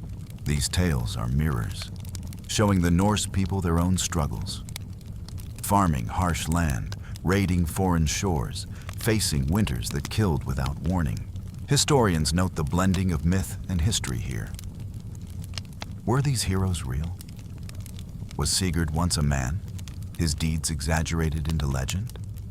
Was Ragnar a composite of many warriors? Scholars argue, but certainty eludes us.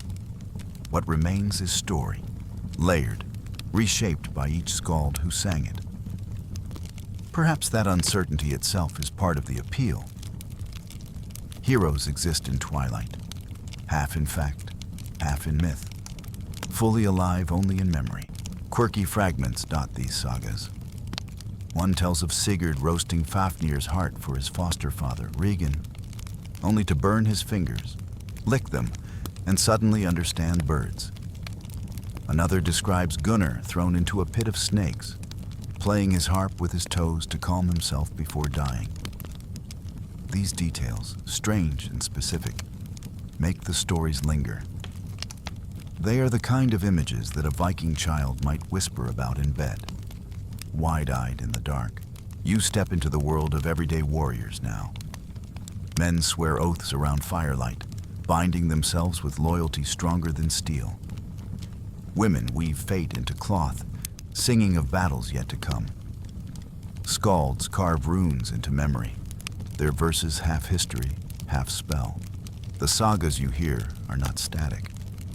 They shift with each retelling, growing like branches from the trunk of Yggdrasil, alive and changing. The Norns are never far in these stories. Their loom hums in the background, threads tightening, snapping, twisting. Heroes rise and fall, but always along paths the Norns have already set. Even Odin cannot undo their weaving. Even Sigurd cannot escape betrayal. Even Brynhild cannot unmake her sorrow. Fate hums like wind in the branches, constant, inescapable. And you realize, as you walk among these sagas, that this was the essence of Norse storytelling. Not to promise happy endings, not to offer comfort, but to reflect truth. Life is harsh. Choices bind us. Fate is stronger than pride. Yet in that truth lies beauty. For courage shines brightest against doom. Love burns fiercest against loss. Songs echo loudest against silence. The mead hall grows quieter. The skald's voice slows, his saga complete. Warriors nod, some thoughtful, some grim. Children drift into sleep, dreams filled with dragons and Valkyries. The fire crackles low, and you, sitting in the corner, realize you've been part of the story all along, carried along by words that blur the line between myth and memory. The sagas end, but the echo of heroes lingers. Sigurd's blade still gleams in your mind. Brynhild's fire still crackles. The Valkyrie's wings still beat overhead. And you know, that in this world, heroes may die, but their stories live forever, stitched into the fabric of the 9 realms, carved into runes, sung into the dark. The sagas of heroes still echo in your ears when you feel the atmosphere shift again. The warmth of firelit halls fades, replaced by the chill of night air. Above you, the stars glimmer with an odd sharpness, as though they are not just distant lights, but eyes watching. A hush falls across the realms. Even the laughter of Thor and the muttering of Loki grow faint. You've stepped into a space ruled not by battle or feasting, but by prophecy, by the strange whisper of fate itself. The Norse knew fate as something alive, woven by the Norns beneath Yggdrasil's roots. You picture them now. 3 women seated beside the well of Urd, water rippling at their feet. Urd is the past, her hands weathered with threads already knotted. Verdandi is the present, her eyes sharp, fingers busy with strands half-woven. Skuld is the future, quiet but heavy with promise, her scissors gleaming faintly in the firelight. They do not speak often, but their loom hums with inevitability. Each life, human, giant, or god, is a thread in their tapestry. They tug, twist, cut, with no regard for prayer or pleading.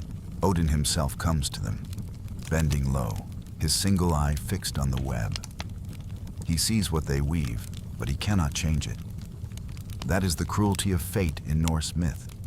Even the wisest god cannot break the threads. He can only read them, prepare for them, sometimes try to delay them. But the cut will come. Scholars point out how different this is from other traditions where gods shape destiny. In Norse belief, the gods are bound to fate just as humans are. The All-Father himself must bow before the loom of the Norns.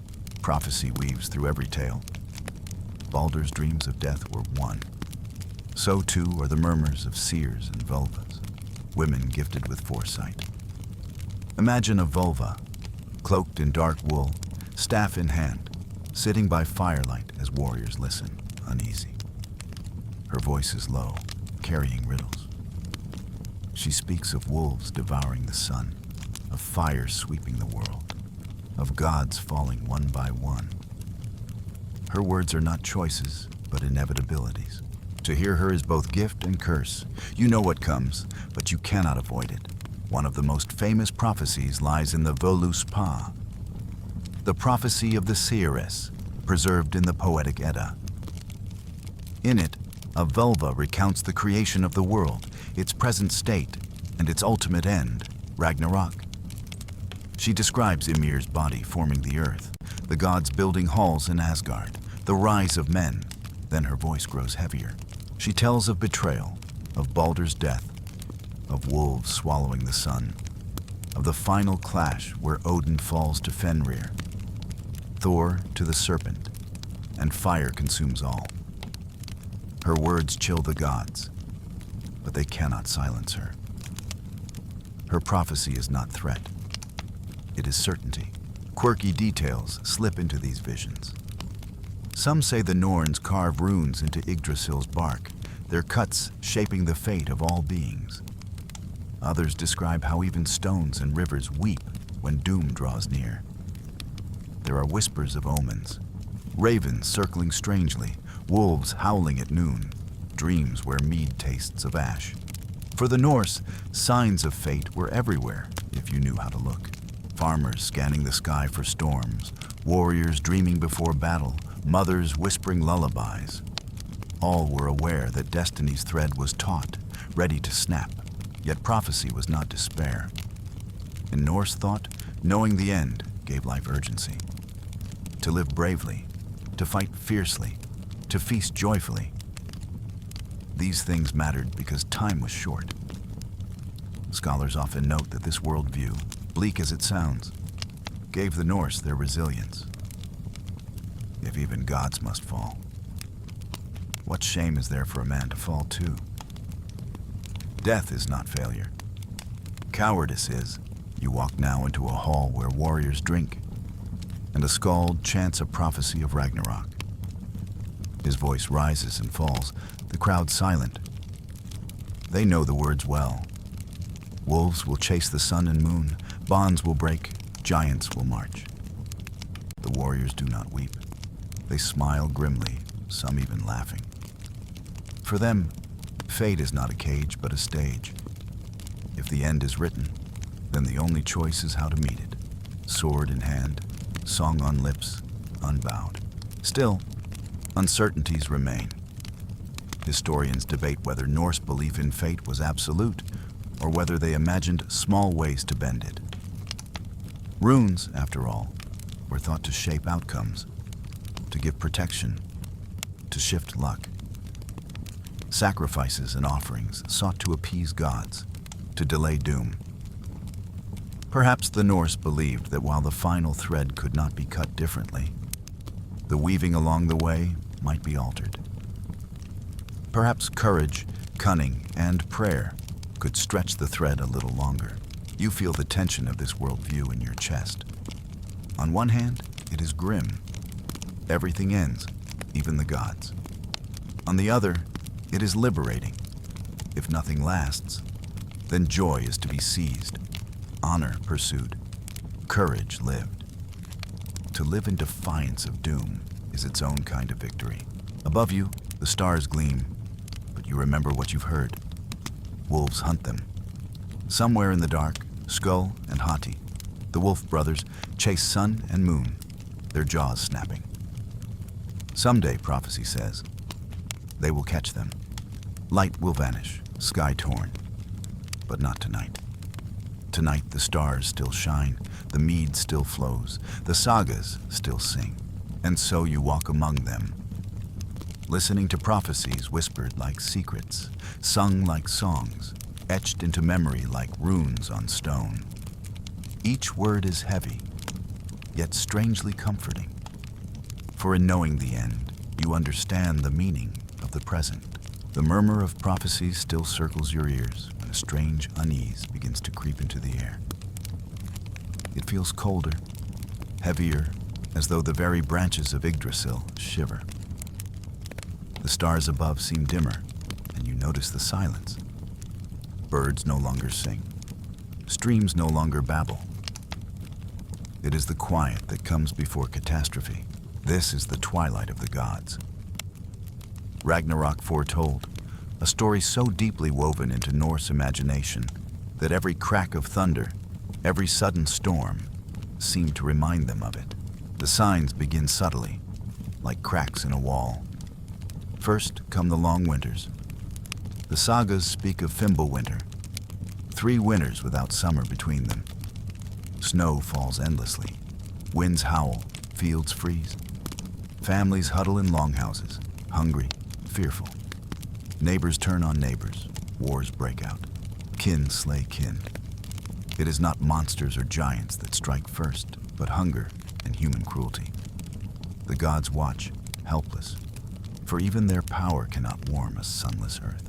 Then the bonds begin to break. Remember Fenrir, the monstrous wolf bound with the ribbon Gleipnir, forged from impossible things? He thrashes harder, testing his fetters. When Ragnarok approaches, the chains snap, and he is free. His jaws open so wide they stretch from sky to earth, his breath scorching, his hunger endless. At the same time, Jormungandr, the serpent who encircles Midgard, stirs in the deep. He thrashes, waves tower, venom spills into the seas, poisoning air and land alike. Ships are tossed like driftwood, and sailors whisper that the end has come. The wolves, Skull and Hati, who have chased sun and moon since the world's dawn, finally succeed. One swallows the sun, the other devours the moon. The sky goes black, stars vanish. Imagine looking up and seeing only darkness. No sun to rise, no moon to guide. The world is blind. From Muspelheim comes the fire giant Surtur, his flaming sword brighter than the sun. He marches across the Bifrost, the rainbow bridge, which cracks beneath his weight, splintering in flame. His host of fire giants follows, their heat turning forests to ash, seas to steam. Meanwhile, the giants of Jotunheim rally, their drums echoing like thunder across mountains. Even Hell opens her gates, releasing the dead, led by Loki himself, freed from his chains at last. His laughter is no longer sly, but bitter, vengeful. He sails the ship Naglfar, made entirely from the nails of the dead, its creaking hull carrying doom across blackened seas. The gods, though doomed, do not hide. Odin calls his warriors to arms. The Einherjar, the fallen heroes who feasted in Valhalla, rise with weapons in hand. The Valkyries ride at their side, wings cutting through smoke. The Aesir gather, Thor gripping Mjolnir, Tyr clenching his sword, Heimdall raising Gjallarhorn. When Heimdall blows the horn, its sound shakes the 9 realms, announcing the final battle has begun. The scholarly uncertainty here lies in how much of this tale is truly ancient, and how much may have been shaped later by Christian scribes who recorded it. Did the Norse always imagine such a complete apocalypse? Or were the details embroidered, echoing biblical end times? Some historians argue Ragnarok reflects cyclical ideas of death and rebirth, tied to seasons and harvests. Others see it as unique, a vision of cosmic finality unlike anything else. The truth is lost in time, but the myth, as it survives, is haunting. Quirky details slip through even this grim prophecy. The ship Naglfar, for instance, being built from human nails, led to a superstition. Keep fingernails trimmed before burial, lest the dead contribute to Loki's fleet. Imagine Viking families carefully clipping the nails of their loved ones, half out of hygiene, half out of fear of Ragnarok. Even in the shadow of doom, small rituals mattered. And then the clashes begin. Odin rides against Fenrir, his spear shining. Thor strides toward Jormungandr, lightning cracking overhead. Freyr faces Surtur, though he is doomed. Having given away his sword in pursuit of love, he now stands unarmed before fire. Tyr faces Garm, Hell's monstrous hound, their duel so fierce that both fall. Heimdall and Loki, once companions in trickery, face each other at last, striking fatal blows simultaneously. The vision is chaotic, terrifying, but also strangely noble. The gods know they cannot win. Odin knows the wolf will devour him. Thor knows the serpent's venom will choke him even after his hammer lands. Yet they fight anyway, roaring defiance into the end. This, perhaps, was the Norse lesson. Not that doom could be avoided, but that it could be faced with courage. As you stand among them in imagination, you feel the ground shake, fire roar, sea boil. The sky splits, Yggdrasil trembles, its roots gnawed and branches aflame. The 9 realms convulse, their bonds unraveling. The noise is deafening, roars, crashes, screams, the horn still echoing. And yet, within it, there is clarity. This is not chaos without meaning. It is destiny fulfilled, prophecy realized. The threads of the Norns are cut, one by one, until nothing remains but silence and ash. Still, even as flames consume the world, whispers of renewal stir. Some sources say 2 humans, Lif and Lifthrasir, hide in Yggdrasil's shelter, surviving the fire. From them, a new race will be born. Some say Baldur and Hoder, reconciled brothers, returned from hell to lead the next world. The sun's daughter rises, brighter than her mother, to light new skies. A green earth emerges from the sea, fields fertile, rivers clear. Out of ashes comes dawn. This cyclical rebirth fascinates scholars. Did the Norse truly believe in renewal? Or is this an echo of later Christian influence? Were they comforted by the promise of a new world? Or did they focus more on the honor of meeting doom? The sagas do not settle the question. Perhaps Like so much of myth, the answer depends on who was listening and when. For now, you feel the weight of Ragnarok pressing against your skin. You see Odin riding into Fenrir's jaws, Thor staggering from venom, Loki collapsing beside Heimdall, Surtur raising his sword to the heavens. The world trembles. Fire and ice meet once more, as they did in the beginning. And you, standing in the middle of it, feel both terror and awe. The end is not here yet. But the signs are close, whispered in every storm, every famine, every battle. The Norse lived with those whispers, knowing the world would not last forever. And perhaps that is why their stories burn so fiercely. They are sparks against the dark, laughter and song against silence, courage against doom. The horn of Heimdall still echoes in your ears when you step into the chaos of the last battle. This is not prophecy whispered by a vulva anymore. This is Ragnarok unfolding in full. The air is molten with heat from Surtur's flames, choked with smoke, alive with the clash of steel and the roars of beasts. You stand on the plain of Vigrid, vast enough to hold all the armies of gods, giants, and monsters. The ground itself trembles, as if Yggdrasil's roots are splitting beneath your feet.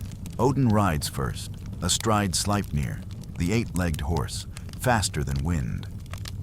His cloak whips around him, Gungnir shining in his hand. He does not ride alone. Behind him thunder the Einherjar, warriors chosen in death by Valkyries, carried to Valhalla for this very moment. You hear their voices raised, not in fear, but in songs of battle, their armor glinting with the pale light that lingers in a sunless sky. Odin's one eye gleams. He knows his fate, but he rides forward anyway. Spear leveled at Fenrir, the wolf who waits with jaws unhinged. Fenrir is a sight that curdles your stomach.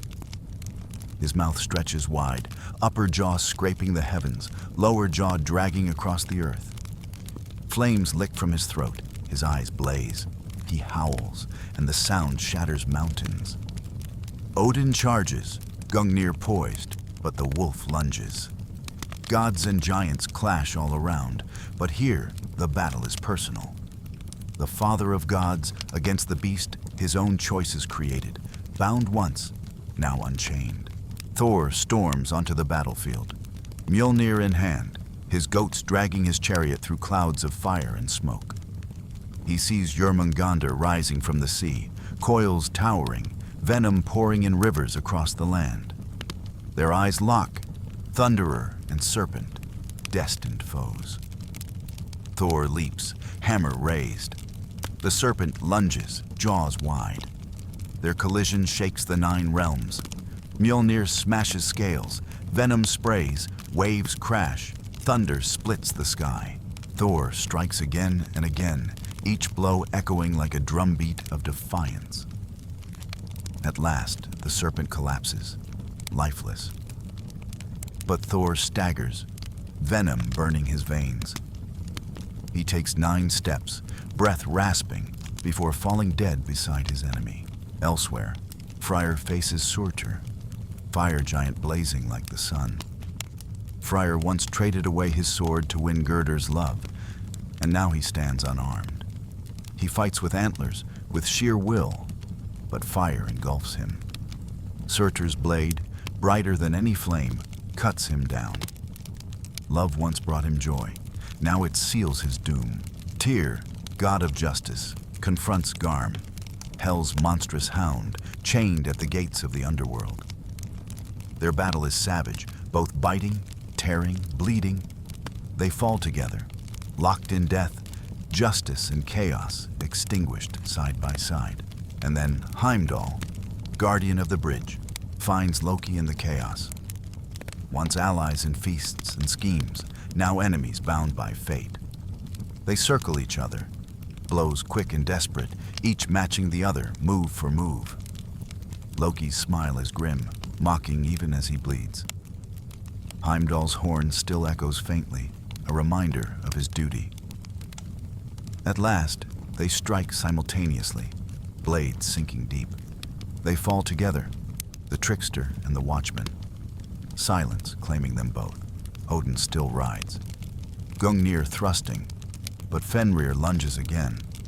The wolf seizes him, swallows him whole. The All-Father, who sacrificed his eye for wisdom, who hung from Yggdrasil for runes, who ruled Asgard with riddles and runes, vanishes into the wolf's jaws. For a moment, silence falls. Odin is gone, but his son Vidar steps forward. The quiet god, little spoken of in the sagas, takes his father's place. He plants one foot on Fenrir's jaw, using a shoe woven from all the scraps of leather ever cut from human shoes, and wrenches the beast's mouth apart. With one thrust of his sword, Vidar slays Fenrir, avenging his father. The plain is chaos. Fire raging, giants roaring, gods falling one by one. Above it all looms Surtur, his flaming sword raised high. He sweeps it across the sky, and the world ignites. Forests burn, seas boil, mountains crumble. Yggdrasil shudders, roots cracking, branches aflame. The 9 realms collapse into fire, ice, and ash. The noise is unbearable, a crescendo of endings. And then, silence. Historians debate the meaning of Ragnarok's battles. Were they seen as literal visions of the end, or as symbolic stories of cycles, seasons, deaths, rebirths? Some argue that Ragnarok reflects ancient fears of volcanic eruption, fire-consuming land. Others see it as mythological philosophy. Even gods must die, even worlds must fall. The uncertainty lingers, but perhaps that is the point. For the Norse, certainty was never promised. Only the thread of fate, taut and inevitable. And yet, even here, quirky fragments survive. Some sagas say Naglfar, Loki's ship made from human nails, creaks so loudly it can be heard across the seas, a macabre detail that led real Norse folk to trim nails at funerals. Others describe how the plain of Vigrid is so vast, it stretches 100 leagues in every direction, large enough to hold gods, giants, and monsters alike. The scale is almost comical, yet it emphasizes the enormity of the moment. You stand amid the silence after Surtur's fire. The gods lie fallen: Odin, Thor, Tyr, Heimdall, Freyr. Giants and monsters lie with them. Loki is gone, Heimdall beside him, Thor beside the serpent, Odin within the wolf's belly. Flames consume all. For a moment, you believe this is the end. There is nothing but ash and smoke. But in Norse thought, endings are never final.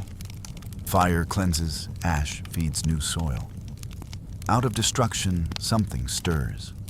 The silence is heavy, but beneath it, you feel a heartbeat. Yggdrasil, though scarred, still trembles with life. Its roots shelter survivors. From its bark, dew drips, nourishing the earth.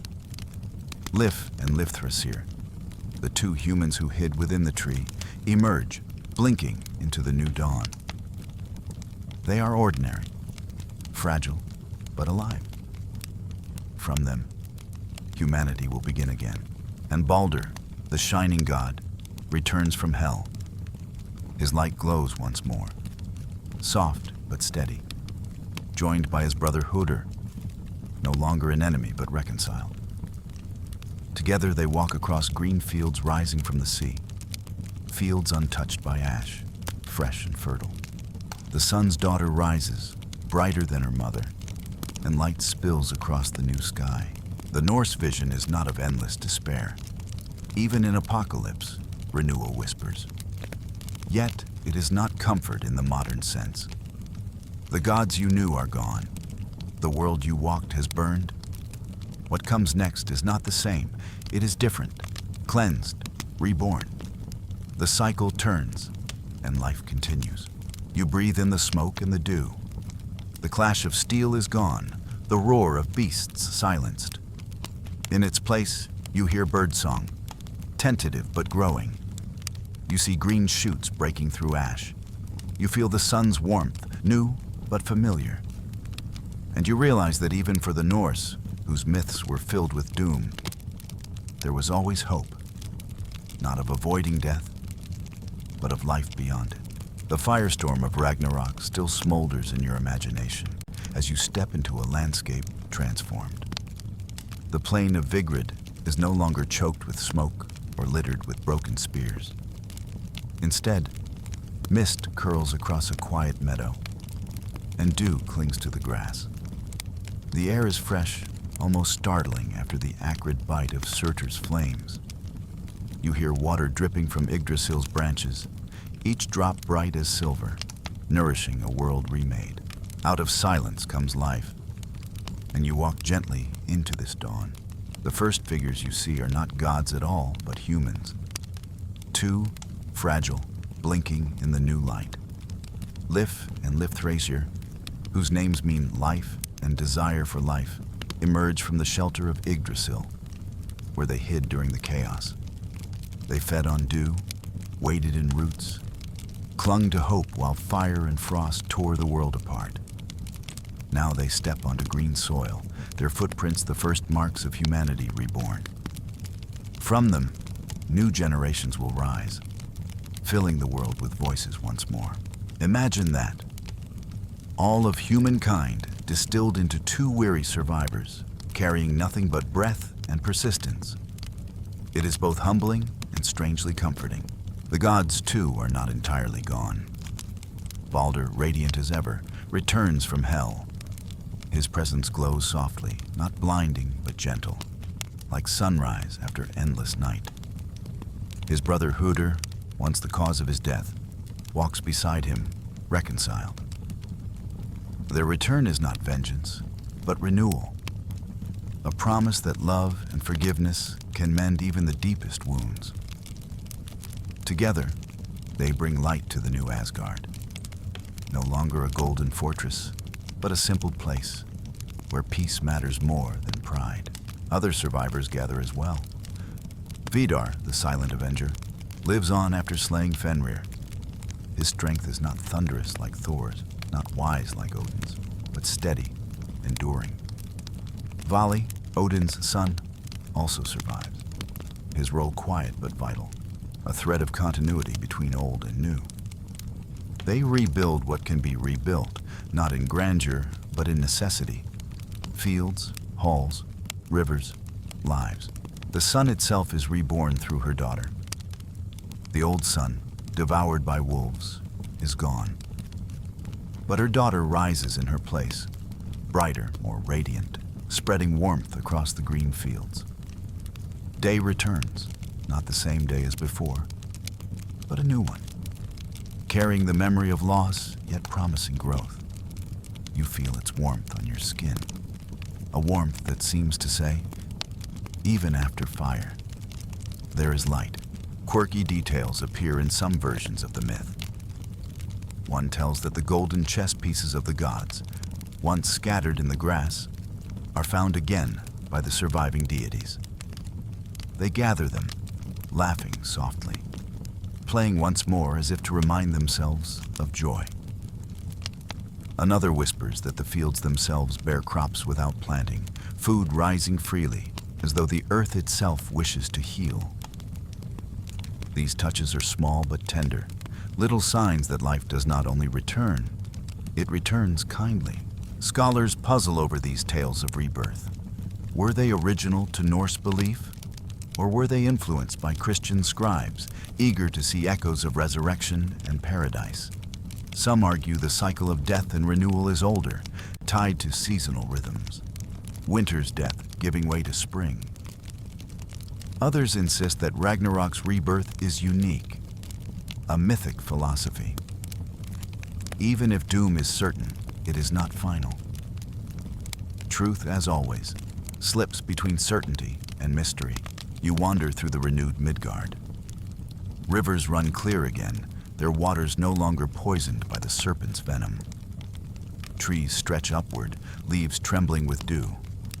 Birds circle in flocks, their cries piercing the quiet air. Humanity will grow here once more. though smaller at first. Learning again to sow fields, to sail seas, to carve runes into stone. They will tell stories of the old gods, of Thor's hammer and Odin's sacrifice, of Loki's tricks and Baldur's return. Some details will fade, others will change, but the heart of it will remain. A world always fragile, always fierce, always renewed. The gods who survived gather to watch this rebirth. Baldur smiles faintly, Hodur at his side. Vidar and Vali stand silent, guardians of what remains. Perhaps Njord returns from the sea. Perhaps Freyr's kin linger in the fields. The sagas are unclear, but what matters is not precision, it is possibility. The Norse did not imagine eternity in perfection. They imagined survival, resilience, cycles. A new dawn, not flawless, but alive. And so you too stand in this meadow of renewal. You breathe in the air, tasting salt from seas, sap from trees, dew from Yggdrasil. You listen to the faint laughter of gods rediscovering play, the murmur of humans starting anew. You feel the warmth of the new sun, bright on your face. The end has passed, and the beginning has begun. The Norse vision closes not with despair, but with quiet strength. The gods die, yes. The world burns, yes. But life returns. Stories continue. Hope flickers, fragile but enduring. For the Norse, this was enough. Not to promise endless peace, but to remind them that even after winter, spring comes. Even after death, memory lingers. Even after fire, the earth greens again. And so, as you drift from the myths, you carry with you not only thunder and trickery, prophecy and doom, but also this, the gentle resilience of rebirth. The world ends. The world begins. And in between, there is courage, love, laughter, and story. Now the voices of the sagas soften. The meadows fade. Yggdrasil's branches rustle like a lullaby. The new sun warms your skin, but your eyes grow heavy. You rest, knowing you have walked through creation and destruction, through gods and giants, through thunder and silence, and emerged into dawn. Wind down, 300 words.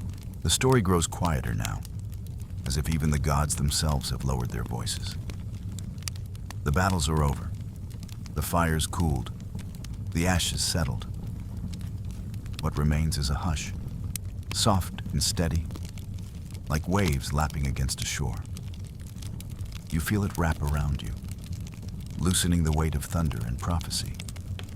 The Norse myths, with all their storm and flame, and not in endless chaos, but in renewal. That is the whisper they leave behind. Even after endings, life stirs again. Picture the meadow of the new world once more. Dew clings to grass, the air fresh, the sky clear. A bird calls, not urgently but gently, as though coaxing you into calm. The sun, reborn through her daughter, shines not fiercely but warmly, golden and steady. Lif and Lifthrasir walk slowly, hand in hand, carrying humanity into tomorrow. Baldur smiles, his light no longer sharp but soothing. The Norn's loom is silent for now, threads waiting to be spun anew. You breathe deeply. The scent is no longer smoke or blood, but earth after rain, soil ready for seeds, air ready for laughter. The silence of doom has been replaced by the silence of peace. You realize that this is how stories linger, not as noise, but as echoes, soft enough to follow you into sleep. Let your eyes grow heavy, your thoughts soften. Let the myths blur into mist, into dreams. Imagine Yggdrasil swaying above you, roots deep, branches wide, leaves whispering lullabies. The 9 realms rest within it, quiet now, waiting for another dawn. And you too may rest, wrapped in history's echoes, warmed by the fire of stories, soothed by the gentle rhythm of renewal.